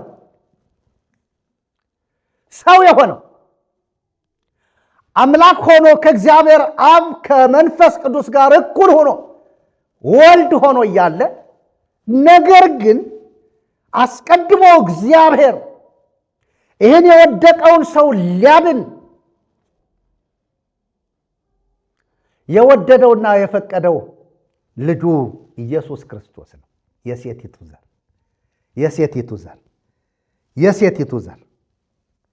የሴቲቱን ዘር እንየው። ሃሌሉያ። በፊት እንዲህ አለው። አንዱን ጠንቋይ ሐዋርያው ጳውሎስ እንዲህ አለው፣ አንተ ተንኮል ሁሉ ክፋትም ሁሉ የሞላብህ የዲያብሎስ ልጅ ጠንቋዩን የልማስ የጽድቅ ሁሉ ጠላት የቀናውን የጌታን መንገድ ከማጣመም አታርፍ። ምን አለው? ለምንድን ነው ይህን ያለው? አሁን ተንኮልን ከማን ነው የተሞላው? ክፋትን ከማን ነው የተሞላው? ከማን ነው አለው? ከአባትህ ከዲያብሎስ ነው። የማን ልጅ ነው ያለው? የዲያብሎስ ልጅ። አያችሁ፣ ተንኮል ያለባቸው ክፋት ያለባቸው የጽድቅ ጠላት የሆኑ ሰዎች ሁሉ የማን ልጆች ናቸው? የዲያብሎስ ልጆች ናቸው። ጌታችን ኢየሱስ ክርስቶስም በዮሐንስ ወንጌል ምዕራፍ 8 ላይ እንደምናነበው እናንተ አባታችሁ ዲያብሎስ ነው አላቸው። አሁን ሁለት ጎራ ተለየ ማለት ነው። የሴቲቱ ዘር ወገኖች የሚሆኑ የእግዚአብሔር ልጆችና ነገር ግን ደግሞ በሴቲቱ ዘር በልጁ በኢየሱስ ክርስቶስ ያላመኑ በእግዚአብሔር ልጅ ያላመኑ የዲያብሎስ ልጆች ሁለት ጎራ ተከፈለ። ዲያብሎስ ምንድነው ስራው ብትሉ ተንኮል ነው፣ ክፋት ነው፣ ጽድቅን መጥላት ነው፣ የቀናውን የጌታን መንገድ ማጣመም ነው የዲያብሎስ ስራ። ከቅድም እንዳልኳችሁ በዮሐንስ ወንጌል ምዕራፍ 8 ቁጥር 44 ላይም እናንተ ከአባታችሁ ከዲያብሎስ ናችሁ፣ የአባታችሁን ምኞት ልታደርጉ ትወዳላችሁ። እርሱ ከመጀመሪያ ነፍሰ ገዳይ ነበረ። ከመጀመሪያ ማንን ገሏል? አዳምን፣ ሔዋን፣ የሰውን ልጅ ገሏል። መቼ? ከመጀመሪያ ገና እግዚአብሔር የፈጠረውን ሰው እርሱን ሲያመልከው ሲያስደስተው በቅድስና በኤደን ገነት ሲመላለስ አይቶ ገና ሳይጠግበው አዳምን ከእግዚአብሔር ለየው። የአዳምን ነፍስ ከእግዚአብሔር ለያት። ስለዚህ እሱ ከመጀመሪያው ምንድን ነው? ነፍሰ ገዳይ ነው። ማን? ዲያብሎስ። አባታችሁ ብሎ የነገራቸው እሱ ነው። እውነትም በእርሱ ስለሌለ በእውነት አልቆመም። ሐሰትን ሲናገር ከራሱ ይናገራል። ሐሰተኛ የሐሰት አባት ነው። ማን? ዲያብሎስ። በማን የመጣው? በእባቡ የመጣው በተንኮለኛው በእባብ የተገለጠው ሐሰተኛ የሐሰት አባት ነው። ኢየሱስስ ስሙ ይባረክ። ሃሌሉያ። እንግዲህ አሁን ኃጢአት ቅድም እንዳልኳቸው በአንድ ሰው ምክንያት ወደ ዓለም ገብቷል። በኃጢአት ደግሞ ምን? ሞት። ይህንን ሊያስወግድ የሚችል ማን ነው? ገላትያ መጽሐፍ የሴቲቱን ዘር እናይና እንቀጥላለሁ። ገላትያ መጽሐፍ ምዕራፍ 4 ላይ የሴቲቱ ዘር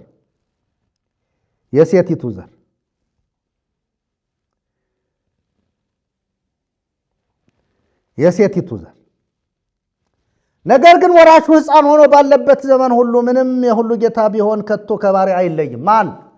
ወራሹ ሕፃን ማን ነው? እሱ የሴቲቱ ዘር። ነገር ግን አባቱ እስከቀጠረለት ቀን ድረስ ከጠባቂዎችና ከመጋቢዎች በታች ነው። ማን? የሴቲቱ ዘር። ማን? የእግዚአብሔር ልጅ። እንዲሁ እኛ ደግሞ ሕፃናት ሆነን ሳለን ከዓለም መጀመሪያ ትምህርት በታች ተገዝተን ባሪያዎች ነበር። መቼ? ከመጀመሪያው ሐሰተኛ የሐሰት አባት ከሆነው ከዲያብሎስ የተማርነው ትምህርት፣ በዛ ትምህርት ባሪያዎች ነበር። ነገር ግን የዘመኑ ፍጻሜ በደረሰ ጊዜ እግዚአብሔር ከሴት የተወለደውን ከሕግም በታች የተወለደውን ልጁን ላከ። መቼ የገባውን? ዘፍጥረት መጽሐፍ ምዕራፍ 3 ቁጥር 15 ላይ የሴቲቱ ዘር አናትህን ይቀጠቅጥሃል ተብሎ የተጻፈው ቃል የተፈጸመበት ማለት ነው። እንደ ልጆች እንሆን ዘንድ ከሕግ በታች ያሉትን ይዋጅ ዘንድ ልጆችም ስለሆናችሁ እግዚአብሔር አባ አባት ብሎ የሚጮህ የልጁን መንፈስ በልባችሁ ውስጥ ላከ። ስለዚህ ከእንግዲህ ወዲህ ልጅ ነህ እንጂ ባሪያ አይደለህም። ልጅም ከሆንክ ደግሞ በክርስቶስ የእግዚአብሔር ወራሽ ነህ። ክብር ለኢየሱስ ይሁን። አሁን መውረስ የሚቻለው በማን ነው ማለት ነው? በልጁ ነው። እንግዲህ ልጁ የማን ዘር ነው የተባለው? የሴቲቱ ዘር የተባለው ማን ነው? እሱ ኢየሱስ ክርስቶስ። ኢየሱስ ክርስቶስ እንግዲህ እንደሚታወቀው እግዚአብሔር ነው። ነገር ግን ያ እግዚአብሔር የሆነው ከአብ ከመንፈስ ቅዱስ ጋር እኩል የሆነው እርሱ በአባቱ ፈቃድ፣ በመንፈስ ቅዱስ ፈቃድ፣ በራሱ ፈቃድ ሰው ሆኖ እኛን ለማዳን ከሴት የተወለደ ነው። እሱ ብቻ አይደለም፣ ከሕግ በታች የተወለደ ነው። እሱ ብቻ አይደለም፣ ሊያገለግሉት ሳይሆን ሊያገለግል የመጣ ነው። እሱ ብቻ አይደለም፣ የባሪያን መልክ ይዞ በምስሉም እንደ ሰው ተገኝቶ ለሞት ያውም ለመስቀል ሞት የታዘዘ ነው። ስለዚህ ማን ነው ከዚህ ኃጢአት አርነት የሚያወጣኝ ብላችሁ የምትጠይቁ ሰዎች ዛሬ ከዚህ ኃጢአት ባርነት ነፃ የሚያወጣችሁ አንድ ጌታ አለ። እሱም የእግዚአብሔር ልጅ ኢየሱስ ክርስቶስ ነው። አሁን ወደ እርሱ ነው የሚሄደው። ክብር ለጌታ ይሁን። ቅድም እንዳልኳችሁ ሮሜ መጽሐፍ ምዕራፍ 5:12 ላይ ኃጢአት በአንድ ሰው ምክንያት ወደ ዓለም ገባ፣ በኃጢአትም ሞት፣ በሞት ደግሞ ላይ በሞት ስልጣን ያለው ዲያብሎስ ሆነ። ይህንን ማሸነፍ የሚችለው ዮሐንስ እንደነገረን የዲያብሎስን ሥራ እንዲያፈርስ የእግዚአብሔር ልጅ ተገለጠ ይላል። የዲያብሎስን ሥራ እንዲያፈርስ መቼ የተሰራውን? ያኔ ዛ የተደረተውን ከዛ ከአዳምና ከሔዋን ጋር ተዶልቶ ከእግዚአብሔር እንዲለዩ ያደረገውን ዲያብሎስን ስራውን እንዲያፈርስ የተገለጠ የሴቲቱ ዘር የእግዚአብሔር ልጅ ኢየሱስ ነው። ስለዚህ ምን ይላል? ከዚህ ነፃ ሊያወጣን የሚችል የሚለውን መጽሐፍ ምን ይለናል? ሮሜ መጽሐፍ ምዕራፍ 8 ቁጥር 1 ላይ ጀምሬ ላንብብ። እንግዲህ በክርስቶስ ኢየሱስ ላሉት አሁን ኩነኔ የለባቸው። በክርስቶስ ኢየሱስ ያለው የሕይወት መንፈስ ሕግ፣ ሃሌሉያ! በማን ያለው? በክርስቶስ ኢየሱስ ያለው የሕይወት መንፈስ ሕግ። በዲያብሎስ ያለው ምንድን ነው? የሞት መንፈስ ሕግ ነው። የሞት ነው። ሁልጊዜም ሕግ የሚያሳየህ ሕግ አታድርግ ይልህና ብታደርግ ሞትን ነው የሚያሳየህ። በክርስቶስ ያለው የሕይወት መንፈስ ሕግ ግን የሚያሳይህ ጸጋን ነው፣ ድነትን ነው፣ የዘላለምን ሕይወት ነው የሚያሳይህ። በክርስቶስ ኢየሱስ ያለው የሕይወት መንፈስ ሕግ ከኃጢአትና ከሞት ሕግ። ኃጢአት በአንድ ሰው ምክንያት ወደ ዓለም ገባ። ታዲያ ይህንን ኃጢአት የሚያስወግድ በኃጢአትም ሞት፣ ታዲያ ይህንን ሞቶ የሚያሸንፍ ማን ነው ካልከኝ ኢየሱስ ነው።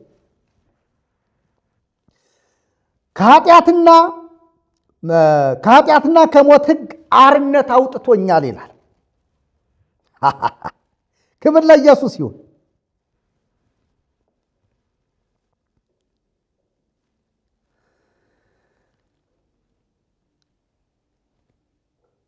እንዲህ ይላል አንደኛ ቆሮንቶስ መጽሐፍ ምዕራፍ 15 ቁጥር 45 ላይ እንዲሁ ደግሞ ፊተኛው ሰው አዳም ሕያው ነፍስ ሆነ ተብሎ ተጽፏል፣ ኋለኛው አዳም ሕይወትን የሚሰጥ መንፈስ ሆነ ይላል። ባለው ኋለኛው አዳም ክርስቶስ ኢየሱስ ነው። ክርስቶስ ኢየሱስ ነው። ያኛው ምንድነው አለ? ሕያው ነፍስ ነው የሆነው። ሰው ሕያው ነፍስ ሆነ ነው ያለው። በአፍንጫውም የሕይወትን እስትንፋስ እፍ አለበት፣ ሰውም ሕያው ነፍስ ሆነ አይደል ያለ። ይሄኛውስ ሕይወትን የሚሰጥ እፍ ያለ ነው ማለት ነው። እሱ ነው አንተን ለማዳን አንቺን ለማዳን የመጣው። ክብር ለኢየሱስ ይሁን። እንግዲህ በሮሜ መጽሐፍ በሌላ ቦታ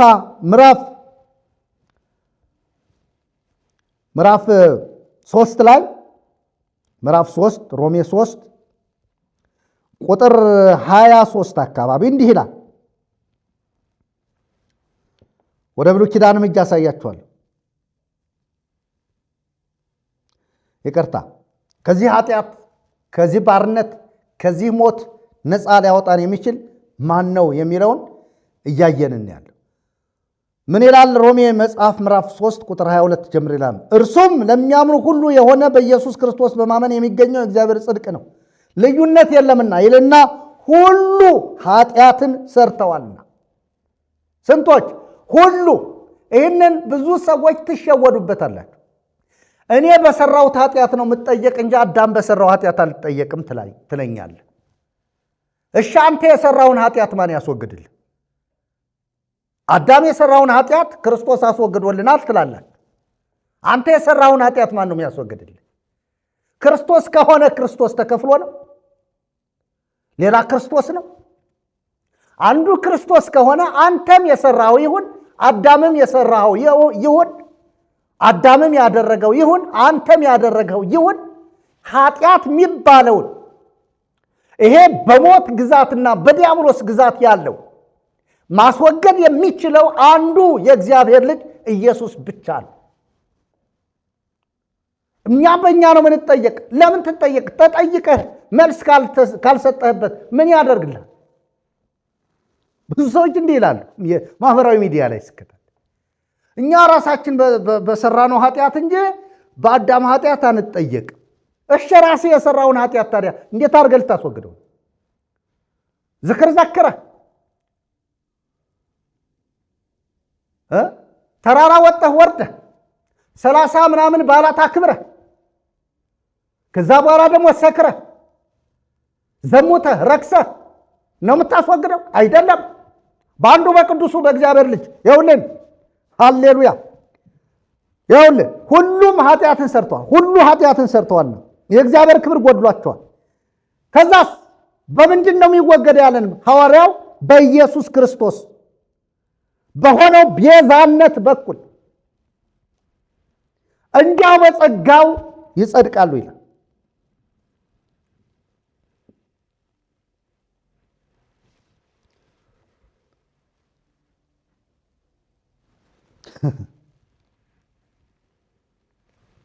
ወገኔ ማስተዋልን እግዚአብሔር ይስጠን። መጽደቅ የሚቻለው በኢየሱስ ክርስቶስ በሆነው ቤዛነት ነው። በእርሱ ቤዛነት ነው። ቤዛ ማለት ምትክ ማለት ነው።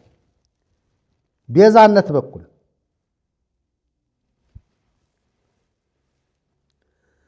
ጳውሎስ እንዲህ ይላል በሮሜ መጽሐፍ ምዕራፍ 4 አሁንም ቁጥር 24 እስከ 25 ስለ በደላችን አልፎ የተሰጠውን እኛን ስለ ማጽደቅ ይላል። ስለ በደላችን አልፎ የተሰጠው ለምንድን ነው የተሰጠ? እኛም ስለ ማጽደቅ። እኛ ምን ስለሆነን? ኃጢአተኞች ስለሆነ። ስለዚህ ስለኛ በደል ማን ተላልፎ ተሰጠ? ኢየሱስ። እኛን ስለ ማጽደቅ የተነሳውን ጌታችንን ኢየሱስን ከሙታን ባስነሳው ለምናምን ለእኛ ይቆጠርልን ዘንድ አለው ይላል። እኛን ስለ ማጽደቅ ጌታችን ኢየሱስ ክርስቶስ እዛው ሰማይ ሆኖ በመለኮቱ ሳይሆን ሥጋ ሆኖ ነው ያጸደቀ። ቃልም ሥጋ ሆነ፣ ጸጋና እውነትን ተሞልቶ በእኛ አደረ። አንድ ልጅም ከአባቱ ዘንድ እንዳለው ክብር የሆነውን ክብሩን አየን። ቃል ምንድን ነው የሆነው? ሥጋ ነው የሆነው። ምን ለማድረግ? እኛን ለማዳን።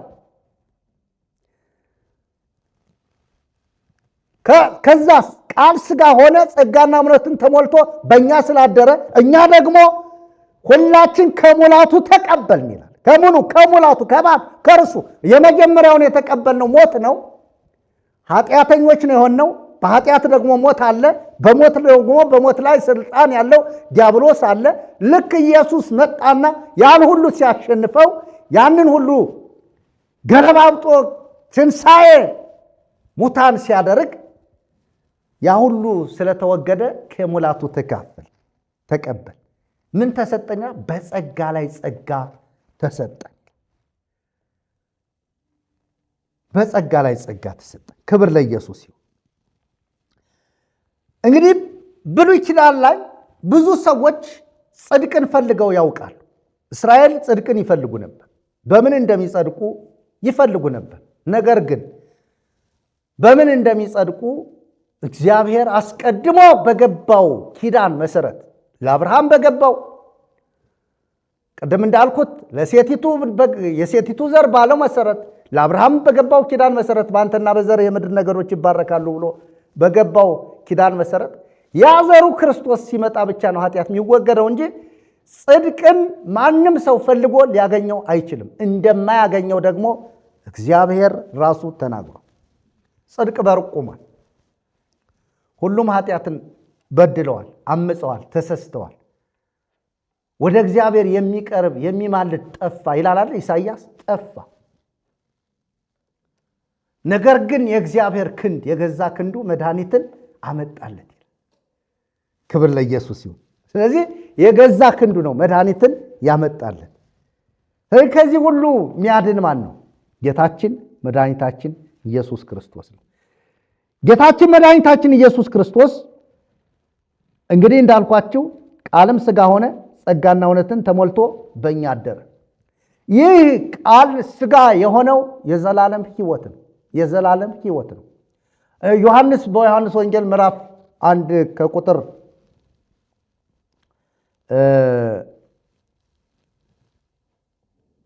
4 ላይ በእርሱ ሕይወት ነበረች ይላል።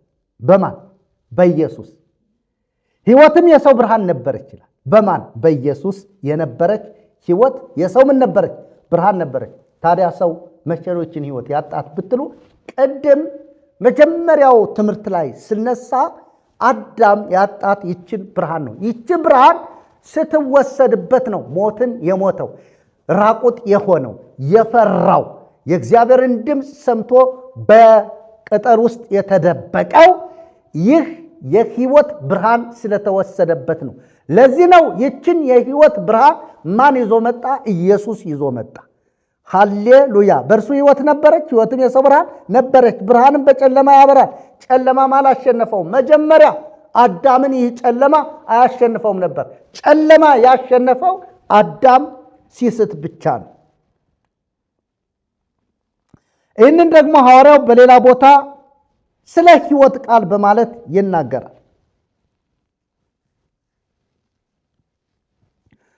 ስለ ሕይወት ቃል ሲናገር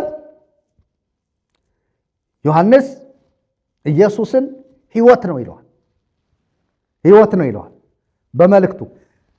በወንጌሉ በምዕራፍ 11 ቁጥር 25 ላይ እንዲህ ይላል፣ ኢየሱስም ትንሣኤና ሕይወት እኔ ነኝ ይላል። የሚያምንብኝ ቢሞት እንኳ ሕያው ይሆናል ይላል። ስለዚህ ኢየሱስን ያመነ ሰው ከሥጋው ከነፍሱ ብትለይ ቢሞት፣ ሞት ቅድም ስንት አይነት ነው ብያችኋለሁ? 2 አይነት ነው። አፈር ነህ፣ ወደ አፈር ትመለሳለህ፣ ሞት ነው። ነገር ግን ደግሞ ሞትን ትሞታለህ። ይሄ የዘላለም ሞት ነው። ከዚህ ከዘላለም ሞት ሊያድን የመጣ ሕይወት ግን ክርስቶስ ኢየሱስ ነው። ትንሣኤና ሕይወት እኔ ነኝ፣ የሚያምንብኝ ቢሞት እንኳ ሕያው ይሆናል። ኢየሱስም እኔ መንገድና እውነት ሕይወት ነኝ ይላል። እኔ ምንድን ነኝ? መንገድ፣ እውነት፣ ሕይወት ነኝ። ቀደም ብያለሁ። አሁን ብዙ ሰዎች ይህንን ትምህርት የምትከታተሉና ሌሎች ሌሎችንም ውይይቶች ስትከታተሉ ምናልባትም የድርሳናት፣ የገድላት፣ የተአምራት ትምህርት የኛ ርዕሰ ጉዳይ አይደለም።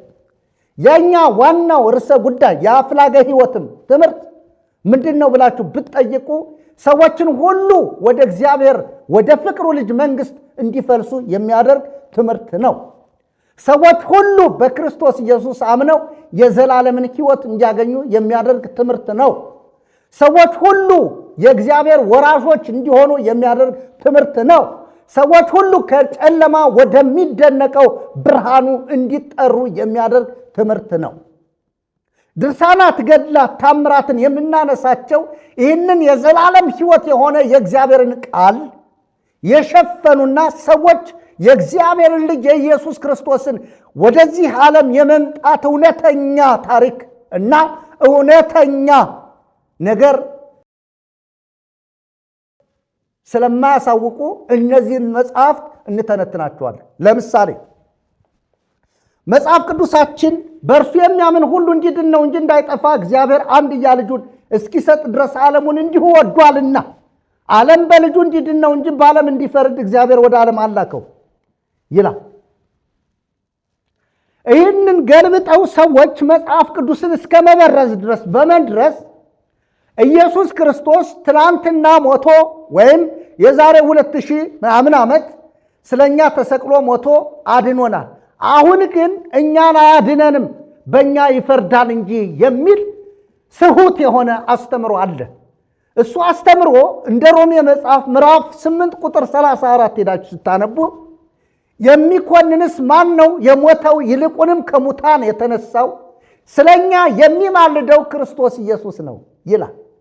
ይህንን የቤተ ክርስቲያን አባቶች ለዚህ ጥያቄ ኢየሱስን አማላጅ ላለማድረግ ወይም ኢየሱስ ከማን ወደ ማን ይማልዳል የሚለውን አንድምታ ይዘው የኢየሱስ ክርስቶስን ፍጹም ሰው መሆን የሳቱ አስተማሪዎች አማላጅነቱን ክደው ፈራጅ ለማድረግ እግዚአብሔር አማላጅ ነው ብሎ የላከውን እነሱ ፈራጅ ነው ብለው ለማስቀመጥ የግሪኩ የሚፈርደው ይላል፣ ማን ነው የሚማልደው ይላል።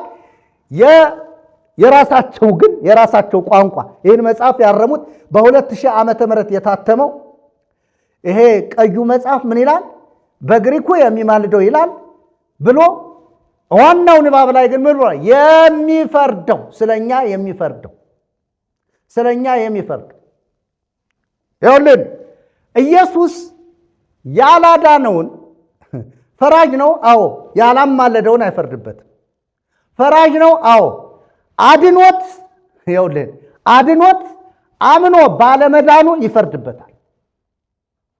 ስለሱ ቀራንዮ መስቀል ላይ ተሰቅሎ ደሙን አፍስሶለት ስለሱ ቀራንዮ መስቀል ላይ ተሰቅሎ ተገርፎ ቆስሎ ደቆ ነፍሱን አሳልፎ ሰጥቶ ሞቶ ተቀብሮ ተነስቶ በርሱ ዳን ብሎት አላምንብህም እኔን የሚያድኑ ሌሎች ናቸው ብሎ ሌሎችን የተከተለ ይፈረድበታል። ኢየሱስ የሚፈርደው ባለማመናችን ነው።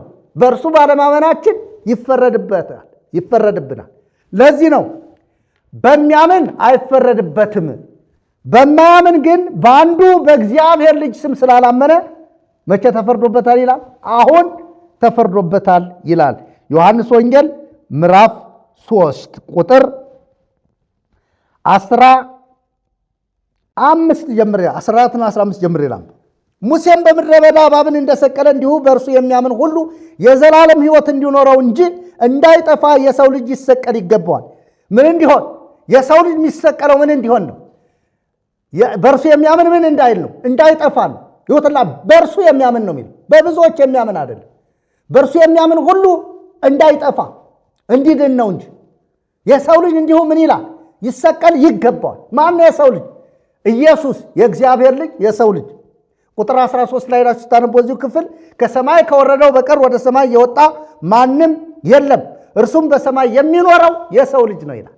ወኪላችን ሊቀ ካህናችን ከኃጢአት በስተቀር በነገር ሁሉ እንደኛ የተፈተነ መልካም ሊቀ ካህናችን ኢየሱስ በሰማይ ያለ ብቸኛ አዳኛችን አማላጃችን እርሱ ነው።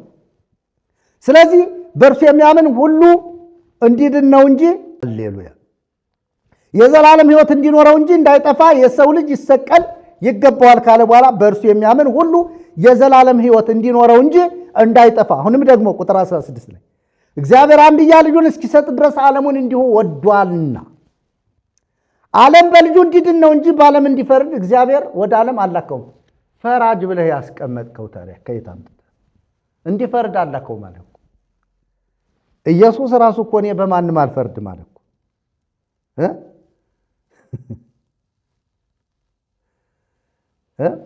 ለምሳሌ የእግዚአብሔርን ሥራ ንገረን፣ የእግዚአብሔርን ሥራ እንድንሰራ ንገረን አሉት ኢየሱስን።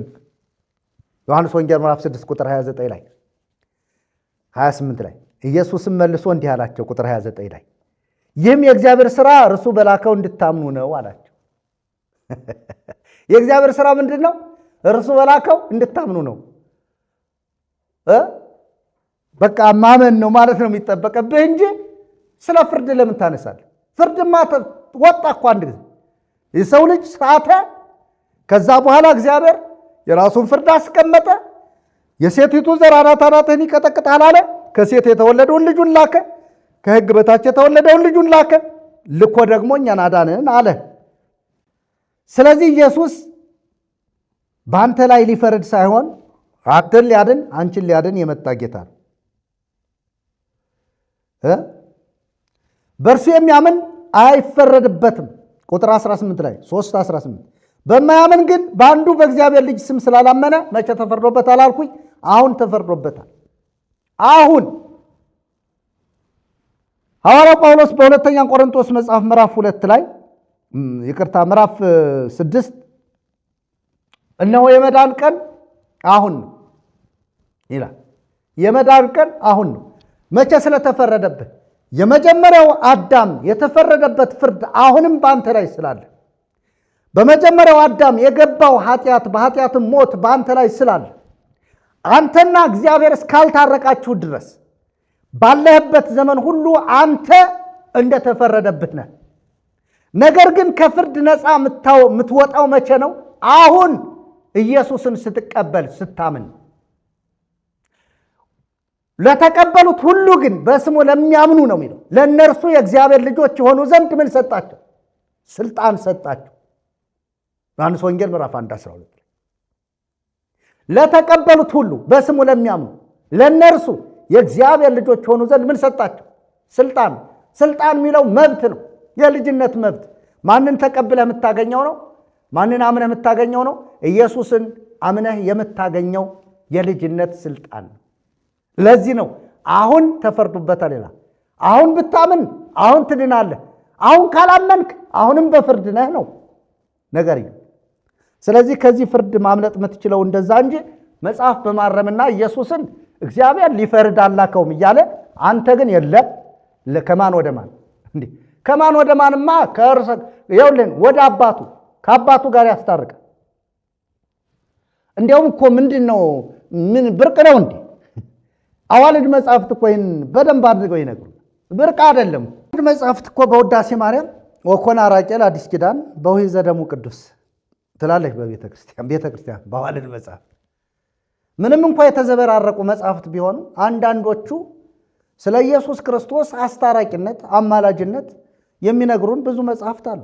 እንደ ሳታት መጽሐፍ፣ እንደ ጊዮርጊስ ዘጋስጫ ድርሰት፣ ሊቀ ካህናት ዘይቀውም ሎሙ ለቅዱሳን በደብተራ ስም እንተ እግዚአብሔር ተከላ ወይቱ ኢየሱስ ክርስቶስ። በሰማያዊቷ ድንኳን ለቅዱሳን የሚቆምላቸው ሊቀ ካህናችን ወይም አማላጃችን ኢየሱስ ክርስቶስ ነው ትላለች። በያሬድ መጽሐፍም ወይም በድጓም በዚክም መጽሐፍ እንደምናነበው ይቤሎሙ ኢየሱስ ለአርዳይሁ አርግ ሰማይ አባቡየ ወአቡክሙ አበሴል ምሕረተ በእንተ እልየ። ምሕረትን ለእኔ ለሆኑት ልለምን ወደ አባቴና ወደ አባታችሁ ወደ አምላኬና ወደ አምላካችሁ እሄዳለሁ ይላል። ወደ አባቴ ነው ያለው። ኢየሱስ አባት አለው። እሱም ማን ነው? እግዚአብሔር አብ ነው። አብ የተባለበት ልጅ ስላለው፣ አባቱ ደግሞ ልጁን የላከው እኛን ሊያድን። በልጁ ስናምን በልጁ በኩል የእግዚአብሔር ልጆች ልንሆን ነው። ቅድም እንደተናገርኩት ለተቀበሉት ሁሉ በስሙ ለሚያምኑ ለነርሱ የእግዚአብሔር ልጆች ሆኑ ዘንድ ስልጣን ሰጣቸው ወይም መብት ሰጣቸው። ስለዚህ ኢየሱስን ተቀብለው ላመኑ የእግዚአብሔር ልጅነትን ያገኛሉ ማለት ነው። እንደኔ እኔ የእግዚአብሔር ልጅ ነኝ። ለምን ብትሉ ኢየሱስን አምኜ ተቀብያለሁ። በሌላ ስፍራ ዮሐንስ ሲጽፍ አንደኛው ዮሐንስ መጽሐፍ ምዕራፍ 3 ቁጥር 1 ላይ የእግዚአብሔር ልጆች ተብለን እንድንጠራ አብ እንዴት ያለውን ፍቅር እንደሰጠን እዩ ይልና እንዲሁም ነን ይላል። አረጋገጠልን። የእግዚአብሔር ልጆች ተብለን እንድንጠራ አብ እንዴት ያለውን ፍቅር እንደሰጠን እዩ። አብ እንዴት ያለውን ፍቅር እንደሰጠን እዩ። ምን አድርጎ ነው? እንዴት አይነት ፍቅር ነው የሰጠን? ልጁን ኢየሱስ ክርስቶስን ስለ መተላለፋችን፣ ስለ ኃጢአታችን፣ ስለ በደላችን አሳልፎ በመስጠት ሐዋርያው ጳውሎስ በሁለተኛ ቆሮንቶስ ምዕራፍ 5 ላይ ሲናገር ቁጥር 23 አካባቢ ዳሽ ስታነቡ እኛ በእርሱ ሆነን የእግዚአብሔር ጽድቅ እንሆን ዘንድ ኃጢአት ያላወቀውን እርሱን ስለኛ ምን አደረገው ይላል? ኃጢአት አደረገው ይላል። እኛ በእርሱ ሆነን ቅድም ምን ብሏል? ኃጢአት በአንድ ሰው ወደ ዓለም ገብቷል። አሁን ይህን ኃጢአት ሊያስወግድ ግን ማን መጣ? የእግዚአብሔር ልጅ ተገለጠ። ሐዋርያው ጳውሎስ ከኃጢአተኞችም ዋና እኔ ነበርኩ ይላል። ዋና ነገር ግን ኃጢአቱን ያስተሰረየለትን፣ በደሉን ያስወገደለትን፣ ጨለማውን የገፈፈለትን፣ ወደ ብርሃን ያወጣውን አማናዊውን ወይም እውነተኛውን ብርሃን ኢየሱስን ይመሰክራል። ወገኖቼ ሰዎች የራሳቸውን ኑሮ ለማኖር በሃይማኖት መሪነት ስም ተቀምጠው ነገር ግን ስለ ሃይማኖት ጠንቅቀው የማያውቁ የእግዚአብሔር ቃል ከቤታችሁ ቁጭ ብሎ ሌሎችን ተረት መጽሐፍት እንድታነቡ የሚያደርጉ እነሱም እንኳን መጠው ወንጌልን ከመስበክ ይልቅ አንዱን የማይታወቅ ስም ያለውን ወይ ድርሳን ሊሆን ይችላል፣ ወይ ገድል ሊሆን ይችላል፣ ወይ ሌላ መጽሐፍ ተረት የሆነ መጽሐፍ ሊሆን ይችላል ያመጡና እሱን ደግመው ጸበል ረጨንላችሁ ብለው እናንተንም ቤታችሁንም አበስብሰው ይሄዳሉ። እሱ ጽድቅ አይደለም። ጽድቃችን ማን ነው? ክርስቶስ ነው። ለምን? መርገማችንን የሻረ ክርስቶስ ነው። እዩትላችሁን እኛ የነጻነው ሰዎች በረጩን ውሃ አይደለም። እኛ የምንነጻውና የነጻነው የምትነጹትም መጽሐፍ እንደሚናገር በአንደኛ ዮሐንስ መጽሐፍ ምዕራፍ 1 ቁጥር 7 ላይ ወደሙ ለኢየሱስ ክርስቶስ ያነጻሃንን ሁሉ ኃጣዊነ የኢየሱስ ክርስቶስ ደም ከኃጢአት ሁሉ ምን ይላል?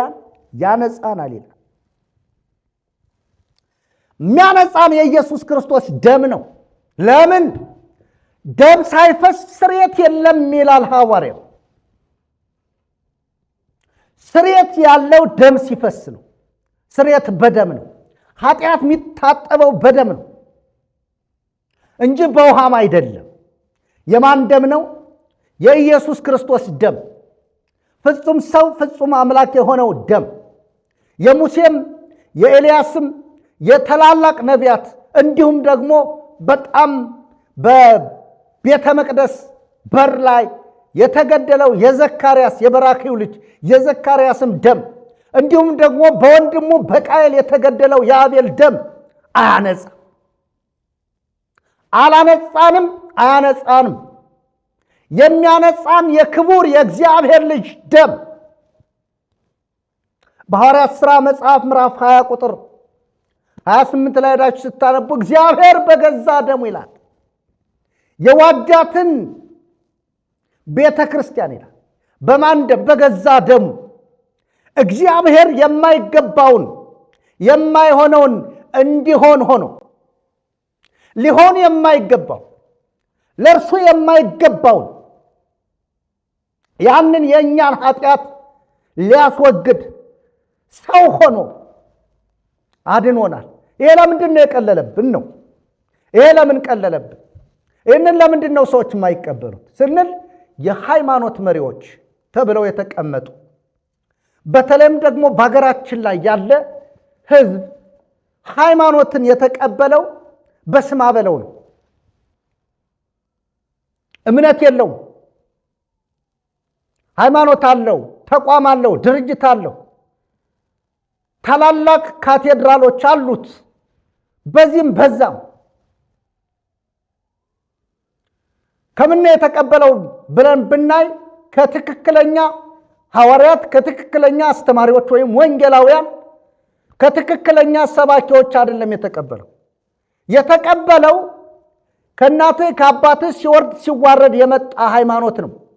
ይህንን ሃይማኖትህን አጽንተህ ያዝ፣ ለዚህም ምልክት ይሆንልህ ዘንድ በ40 ቀንህ ወንዱ በ80 ቀንህ ሴቷ ማተብ ታስሮልሻል። ይችን ማተቤን አልበጥሳትም ነው ማለት ያለብህ። ይህን ማተቤን አልበጥስም ነው ማለት ያለብህ ተብሎ የተነገረው። ወንድሜ እህቴ ስሙ ልንገራችሁ፣ አሁን እናንተ የሚመረምር የሚያነብ የሚያስተውል ነገሮችን የሚያመዛዝን አእምሮ እግዚአብሔር ሰጧችኋል። የእግዚአብሔር ቃል ቀርቦላችኋል። ይህንን ቃል በማንበብ ነፍሳችሁን ታድኑ ዘንድ ነው ጥሪ ማቅረብ የምፈልገው። በሮሜ መጽሐፍ ምዕራፍ 10 ላይ ሐዋርያው እንዲህ በማለት ይናገራል። ሐዋርያው ጳውሎስ ከቁጥር 5 ጀምሬ ያነበዋለሁ። ሙሴ ከሕግ የሆነውን ጽድቅ የሚያደርገው ሰው በእርሱ በሕይወት እንዲኖር ጽፎልናል ይልና ከእምነት የሆነ ጽድቅ ግን እንዲህ ይላል፣ በልብህ ማን ወደ ሰማይ ይወጣል አትበል፣ ይህ ክርስቶስን ለማውረድ ነው። ወይም በልብህ ወደ ጥልቁ ማን ይወርዳል አትበል፣ ይህም ክርስቶስን ከሙታን ለማውጣት ነው። ነገር ግን አዳምጡኝ፣ እዚህ ላይ ነገር ግን ምን ይላል? በአፍህ በልብህም ሆኖ ቃሉ ቀርቦልሃል። በምንህ? በአፍህ። ከዛስ በልብህም ሆኖ ቃሉ ምን ብሎልሃል? ቀርቦልሃል። ይህም የምንሰብከው የእምነት ቃል ነው። ሐዋርያው እንዲህ ነው የሚለው፣ የምንሰብከው የምን ቃል ነው? የእምነት ቃል ነው። ቀጥል፣ ኢየሱስ ጌታ እንደሆነ በአፍህ ብትመሰክር። ማን? ኢየሱስ ጌታ እንደሆነ በአፍህ ብትመሰክር፣ እግዚአብሔርም ከሙታን እንዳስነሳው በልብህ ብታምን ትድናለህ ይላል እንጂ ማተቤን አልቆርጥም ብለህ ተከራክረ ማተብህን የጥቁርና ነጭ ቀይ ተቀላቅሎ የተገመደውን ገመድ አልበጥስም አልቆርጥም በማለት ትድናለህ፣ ትጸድቃለህ አይልም። ወዳጄ ለምን መሰለ? የምንሰብከው ቃል የእምነት ቃል ነው። ስለዚህ ቃል ደግሞ ባፍህም በልብህም ሆኖ ቀርቦልሻል። ማንበብ ከቻላችሁ ይኸው ሮሜ መጽሐፍ ምዕራፍ 10 ቁጥር 8 እንዲህ ይላል፣ ባፍህ በልብህም ሆኖ ቃሉ ቀርቦልሃል። ይህም የምንሰብከው የእምነት ቃል ነው። ቁጥር 9 ላይ ኢየሱስ ጌታ እንደሆነ ይላል። አይ ኢየሱስን ተወውና ጥቁር ገመድ አስረህ አይልም፣ አስረሽ አይልም። በ80 ቀንሽ በተወለድሽ ተጠምቀሽ አይልም። በ40 ቀንህ በተወለድ ተጠምቀህ አይልም። ክርስትና ተነስተ አይልም።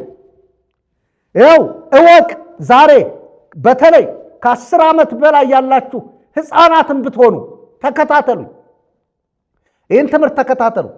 በተለይ ደግሞ አእምሯችሁ የበሰላችሁ ከ15 ዓመት በላይ ያላችሁ ወጣቶች፣ ሴቶችም ወንዶችም አንብቡ፣ ቃሉን አንብቡ፣ በቃሉ ኑሩ፣ በቃሉ የሃይማኖት መሪውን ጠይቁት። ይህ ቃል የትኛውን መጽሐፍ ቅዱስ ነው ያልኳችሁ፣ መዝገበ ጸሎት አላልኩ።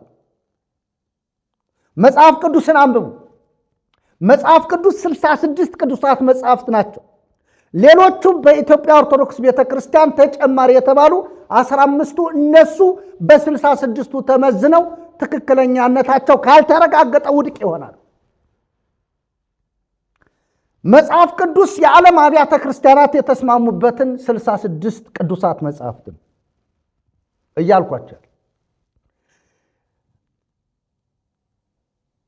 ኢየሱስ ጌታ እንደሆነ በአፍህ ብትመሰክር እግዚአብሔርም ከሙታን እንዳስነሳው በልብህ ብታምን ምን ትላለህ? ትድናለህ።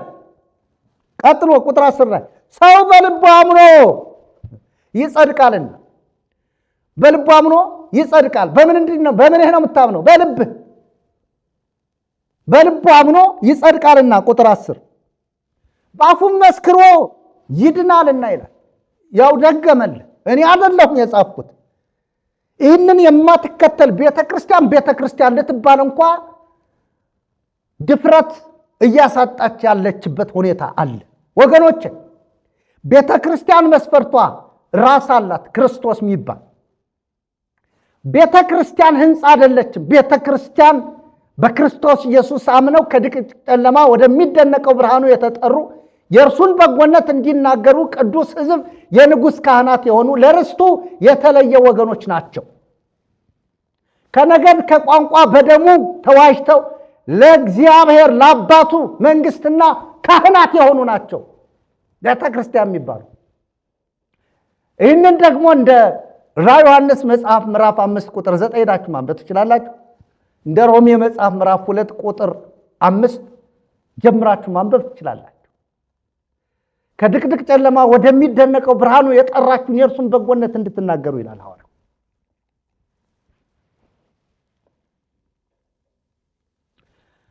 ስለዚህ ሰው በልቡ አምኖ ይጸድቃልና በአፉም መስክሮ ይድናልና በመጽሐፍ በእርሱ የሚያምን ሁሉ አያፍርም ይላልና። በማን የሚያምን? በክርስቶስ የሚያምን አያፍርም። በክርስቶስ የማያምንስ ያፍራል። ቅድም ራቁት እንደሆኑ አየና ሀፍረታቸውን አይቶ ቆርበት አለበሳቸው። አሁንስ አዲሱን ሰው ክርስቶስን አለበሰን። አሮጌው ነገር አልፏል አለን፣ እነሆ ሁሉም አዲስ ሆኗል አለን። አዲስ ኪዳን አደረገልን፣ አዲስ ውል፣ አዲስ ስምምነት በልጁ ሆነልን በኢየሱስ። አሁን ምን ለብሰው ቆርበት አይደለም። አሁን ምንም አይነት ልብስ በጣም በወርቅ የተሰራ አይሰራም እንጂ ወርቅ አይፈተልም እንጂ በወርቅ የተፈተለ እንኳን ልብስ ብትለብስ እርግጠኛ ሆኜ ነው የምነግርህ ኃጢአተኛ ነህ። ኃጢአትህ የሚሰረየው በልብህ ኢየሱስን ስታምን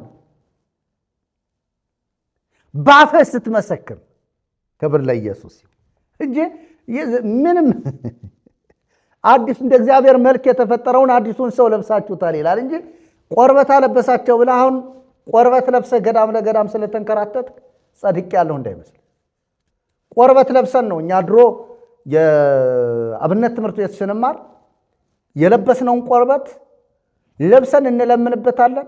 ያን ዝናብ ሲመታው ይቆያል፣ ፀሐይ እንደገና ይፈራረቅበታል። እንደገና ወስደን አውልቀን ያንን ቆርበት እንጀራ እንበላበታለን። ወጥ ሰርተን እዛ ላይ እንደፋበታለን። ያንን መልሰን በፀሐይ እርገፍ አድርገን ለብሰነው እንሄዳለን። እንዳሁኑ ዘመናዊ የቤተ ክህነት ትምህርት አልነበረም። እኔ በምማርበት ወቅት በጣም አስቸጋሪ ዘመን ነው የነበረው። የሚበላ ጠፍቶ መሰላችሁ? የሚጠጣ ጠፍቶ መሰላችሁ? አይደለም። እናቶቻችንና አባቶቻችን ሲወርድ ሲዋረድ ይዘውት የመጡ አንተ ለምነህ ካልበላ ትምህርት አይገባህም እንባላለን። ለምነህ ካልበላ የእናቴ የአባቴ ቤት እንጀራ ሞልቶ እኔን አገር እስኪያርቅ ድረስ ይልኩኛል። ገና በ7 ዓመቴ ተጠምጄ ነው የሄድኩት። ከዛ በኋላ በቃ በልመና እድሜ ዘመኔ ልመና ከዘሬ ከአያቴ ከቅድመ አያቴ መጣ ተብሎ የተነገረኝ። ያንተ አያቶች እኮ ለምነው በልተው ነው ሊቀ ሊቃውንት እየተባለ የተነገረኝ። አሁንም ቆርበት ለብሰው ፀጉራቸውን አሳድገው የማይታጠቡ ባህታዊ ነን ብለው በየጊዜው እየመጡ አንዳንዶቹ የራሳቸውን ጥቅም በስውር ለማካበት ገንዘብ ለማካበት ዘራቸውን ከህዝብ በመዝረፍ ለማንሳት የህዝብን ገንዘብ በመሰብሰብ ጀርባቸውን እየገረፉ እነሱ ይመጡና በወገኖቻቸው በፊት ቤት አሰርተው በወገኖቻቸው በኩል በዝና የሚኖሩ ናቸው። ለምሳሌ እኔ ማውቃቸው ብዙ ባህታዊ ያላል።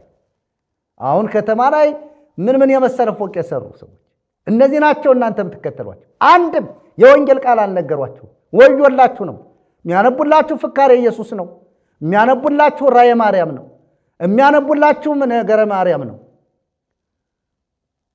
እሱ ደግሞ ጳጳሱም አልጸደቀም ብሎ ይነግርሃል። ነገረ ማርያም ማን ነው? ራእየ ማርያም። ጳጳሱ ተኮንኖ አየሁ ትላለች ራእየ ማርያም። ራእየ ማርያም ማለት የማርያም እይታ ማለት ነው። ማን አያ?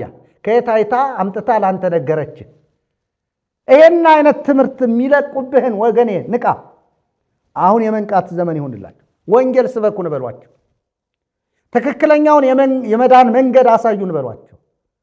ትክክለኛውን እውነት ግለጡልን በሏቸው። ለምን ሲባል ሕይወትም እውነትም መንገድም ኢየሱስ ስለሆነ፣ በኢየሱስ ካልሆነ በቀር ወደ አብ መግባት ስለማይቻል ዮሐንስ በወንጌሉ ምዕራፍ 14 ቁጥር 6 ላይ እኔ መንገድ እውነት ሕይወትም ነኝ፣ በእኔ በቀር ወደ አብ የሚመጣ የለም። እንዲያውም ግዙ ዋልቦ ዘይመጽእ ኀበ አብ ዘእንበለ እንተ አብየ፣ በእኔ በኩል ካልሆነ በቀር ነው የሚለው። ስለዚህ ሌላ መሰራዘሪያ መንገድ የለም። በቃ ማርያምን ስዘክር ኖሬአለሁ፣ ተክልዬን ስዘክር ኖሬአለሁ፣ አርሴማን ስዘክር ኖሬአለሁ፣ ክርስቶስ ሰምራን ስዘክር ኖሬአለሁ፣ ሚካኤልን፣ ገብርኤልን፣ ሩፋኤልን፣ ሳቁኤልን ስዘክር ኖሬአለሁ፣ እስትንፋሰ ክርስቶስን ስዘክር ኖሬአለሁ። እንደገና ደግሞ በቃ ገዳም ወጥቻለሁ ወርጃለሁ፣ እንተና ደብር ሂጄ ተሳልሜያለሁ፣ የእንተናን መቃብር ስሜያለሁ በማለት የእግዚአብሔርን መንግሥት አትወርስም። መቃብር ስመህ ሳይሆን ሕያውን ከሙታን ተለይቶ የተነሳው መቃብር ሊይዘው ያልቻለውን ኢየሱስን አምነሽ የእግዚአብሔርን መንግሥት ትወርሻለህ። ይሄ ነው የእግዚአብሔር ቃል የሚነገር። ስለዚህ ቁጥር 13 ላይ ሐዋርያው እንዲህ ይላል። ይቅርታ፣ ቁጥር 12 ላይ በአይሁዳዊና በግሪክ ሰው መካከል ልዩነት የለምና አንዱ ጌታ የሁሉ ጌታ ነው፣ ለሚጠሩትም ሁሉ ባለጠጋ ነው ይልና የጌታን ስም የሚጠራ ሁሉ ይድናልና ይላል። የማንን ስም? ኩሉ ዘጸዋ ስማ ለማርያም ውእቱ ይድህን ይሉናል አባቶቻቸው። የማርያምን ስም የሚጠራ ሁሉ ይድናል ብለው ነግረውናል። ውሸት ነው። የጌታን ስም የሚጠራ የጌቲትን አይደለም፣ የጌታን ስም የሚጠራ ሁሉ ይድናል። ከዛ ቀጥሎ ነው እንግዲህ ያላመኑበትን እንዴት አድርገው ይጠሩታል? ባልሰሙትስ እንዴት ያምናሉ? ያለ ሰባኪስ እንዴት ይሰማሉ? ዛሬ ሰባኪ እኔ ከኔ ጋር ያሉ ወንድሞቼ እና ሌሎችም በዚህ ቃል አምነው የጌታ የእግዚአብሔር ልጆች የሆኑ ሁሉ የሚነግሯችሁ ወንጌል ይህ ነው። መልካሙን የምስራች የሚያወሩ እግሮቻቸው እንዴት ያማሩ ናቸው ተብሎ እንደተጻፈ ካልተላኩ እንዴት ይሰብካሉ? ነገር ግን ሁሉ ለምስራቹ ቃል አልታዘዙም።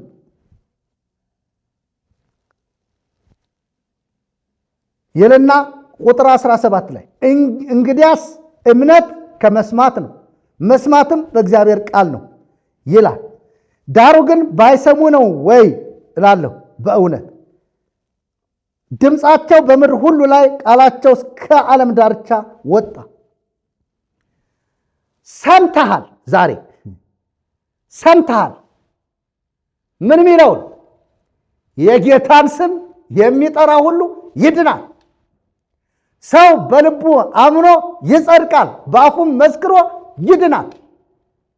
ሰምተሃል? አንዱ ጌታ የሁሉ ጌታ ነው። ሰምተሃል? ዛሬ ሰምተሻል? ዛሬ የሰማችሁትን ቃል ተቀብላችሁ የዘላለምን ሕይወት ማግኘት አለባችሁ። የነገርናችሁ ቃል የሕይወት ቃል ነው። ስለ ሕይወት ቃል ከመጀመሪያው የነበረውን የሰማነውን ያየነውን የተመለከትነውን የዳሰስነውን እናወራላችኋለን። ሕይወት ተገለጠ፣ አይተንማል፣ እንመሰክርማለን ተብሎ እንደተጻፈ ይህ የሕይወት ቃል የዘላለምን ሕይወት የሚሰጥ የእግዚአብሔር ልጅ የኢየሱስ ክርስቶስ ቃል ነው። ይህንን ሰምታችሁ የዘላለም ሕይወት ታገኙ ዘንድ ድምፃችንን እናሰማለን። እኛ ሰባኪ ነን፣ ተናጋሪ ነን። እናንተ ሰሚ ናችሁ። ሰምታችሁ ግን ይህንን ቃል አምናችሁ የእግዚአብሔር መንግሥት ተወርሱ ዘንድ አደራ ማለት እፈልጋለሁ። እንግዲህ ውድ ተመልካቾቻችን ዛሬ እንደ መደምደሚያ ሐሳብ ምነግራችሁ አንደኛ ትምህርታችን ይቀጥላል። ይህንን ትምህርት ደግሞ ብዙዎች እንዲደርሳቸው ላይክ፣ ሼር፣ ሰብስክራይብ በማድረግ ለብዙዎች የመዳን ምክንያት ይሆን ዘንድ እንድታደርሱ ማሳሰብ ፈልጋለሁ። ሌላው አገልግሎታችን አፍላገ ሕይወት የክርስቶስ ቤተክርስቲያን የታደሰች ኦርቶዶክሳዊት ቤተክርስቲያንን ለእግዚአብሔር የተለየች የተቀደሰች አምልኮዋ፣ ዝማሬዋ፣ ቅኔዋ በሞተው በታረደው በግ በኢየሱስ ክርስቶስ በኩል ለእግዚአብሔር አብ ክብር የሚሆን የአምልኮ ስርዓት ዘርግታ እያገለገለች ስለሆነ እንዲሁም ደግሞ ብዙዎችን ከአማኝነት ወደ ደቀ መዝሙርነት ወደ ክርስቶስ ደቀ መዝሙርነት እንዲያድጉ እያደረገች ያለች እንደሆነ በዚሁ ማሳሰብ ፈልጋለሁ። ከዚህች ቤተክርስቲያን ከዚህ አገልግሎት ጋር አብራችሁ አምልኮ በማምለክ አብራችሁ በመማር አብራችሁ በማገልገል በልዩ ልዩ ሁኔታ አብራችሁ በመቆም አለን የምትሉ ሰዎች ከታች ባለው አድራሻችን በስልክ ቁጥር በመደወል እንድታገኙን እና አድራሻችንን በትክክል እንድነግራችሁ በጌታ ፍቅር አሳስባችኋለሁ። ሌላው እያገለገልን ያለነው እንግዲህ እግዚአብሔር ረድቶን እስካሁን ድረስ ይህን አገልግሎት ያላቸውን ጥቂት ነገር በማካፈል የቤት ክራይ በመክፈል እንዲሁም ደግሞ ለካሜራማን ልዩ ልዩ ድጋፍ በማድረግ እየቀጠለ ያለ አገልግሎት ነው። አሁንም በዚህ አገልግሎት በድጋፍ አብራችሁ መቀጠል የምትፈልጉ ሰዎች እኛ ብዙ ነገር አስበናል። ታላላቅ ጉባኤያትን ማድረግ አስበናል። የኢትዮጵያ ቤተክርስቲያን ምን ልምሰል የሚለውን ጥያቄ መልስ ታገኝ ዘንድ በታላላቅ ጉባኤያቶቻችን ላይ ማሳየት እንፈልጋለን። ከመንፈስ ቅዱስ ጋር አብሮን ከሚያገለግለው በልዩ ልዩ ጸጋ አገልግሎታችንን እናሳያለን። ስለዚህ እናንተ ደግሞ ይህን አገልግሎት ትክክል ነው አብረናችሁ ነን የምትሉ ከሆነ አብራችሁን እንድትቆሙ በጌታ ፍቅር አሳስባችኋለሁ።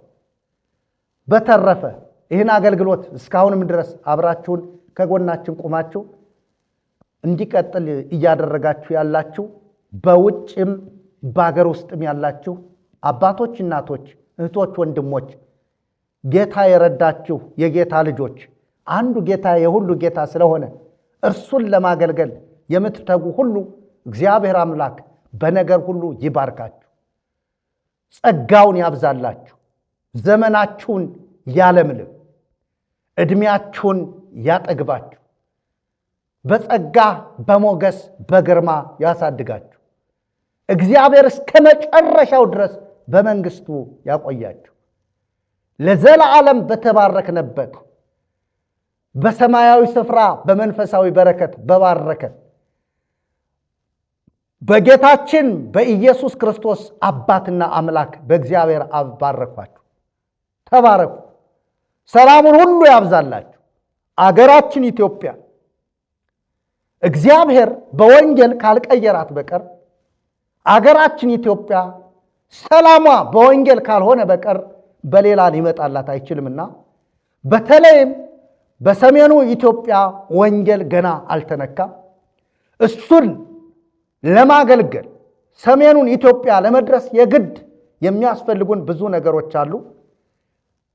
መጽሐፍ የሚናገረው መከሩ ብዙ ነው፣ ሰራተኞቹ ግን ጥቂቶች ናቸውና ለመከሩ ሰራተኞችን እንዲልክ የመከሩን ባለቤት ለምኑት፣ ጠይቁት ተብሎ እንደተጻፈ ሰራተኞችም እንዲበዙ ሰራተኛ ደግሞ የሚያበራየውን በሬ አፉን አትሰረው ተብሎ እንደተጻፈ የሚያበራዩ ስለሆኑ አፋቸውን እንዳይታሰሩ እግዚአብሔር በረዳችሁ ልክ አብራችሁ ቆማችሁ ኢትዮጵያን በወንጌል እንደንደርሳትና ኢትዮጵያ በወንጌል ለሌላው ዓለም ሁሉ ተምሳሌት እንድትሆን እንድታደርጉ እግዚአብሔር ደግሞ አብሮን እየሰራ ስለሆነ በጌታ ፍቅር ማሳሰብ ፈልጋለሁ። የዛሬውን ፕሮግራማችንን በዚሁ ጨርሳለሁ። ነገር ግን ደግሞ በሚቀጥሉት ቀናቶች ደግሞ የሚመጣው እንግዲህ በኢትዮጵያ ቤተክርስቲያን አብይ ጾም ወይም ታላቁ ሁዳዴ ጾም ተብሎ የሚታወቀው አለ። በእርሱና በሌሎችም በሰባቱ አጽዋማት ላይ ታላላቅ ትምህርቶች እናስተላልፋለን። ጌታ ይረዳናል። መጽሐፍ ቅዱሳዊውን ትክክለኛውን ጾም እና ደግሞ ዝም ብለው ሰዎች በከንቱ ጾመው ድህነት ያላገኙበትን ጾም በከንቱ የሚታወቁበትንና በከንቱ የሚደክሙበትን ጾም በትክክል እንዲረዱ እና ወደ ትክክለኛው ጾምና ጸሎት ስርዓት እንዲገቡ መጀመሪያ ማድረግ ያለባቸውን እንዲያደርጉ የሚያደርግ ትምህርት እናስተላልፋለን። እስከዛው ድረስ ይህንን ትምህርት ሸር እያደረጋችሁ ለብዙዎች አድርሱ። ጸጋ እግዚአብሔር ከሁላችሁ ጋር ይሁን። ወስብሐት ለእግዚአብሔር። ተባረኩልኝ። ሻሎም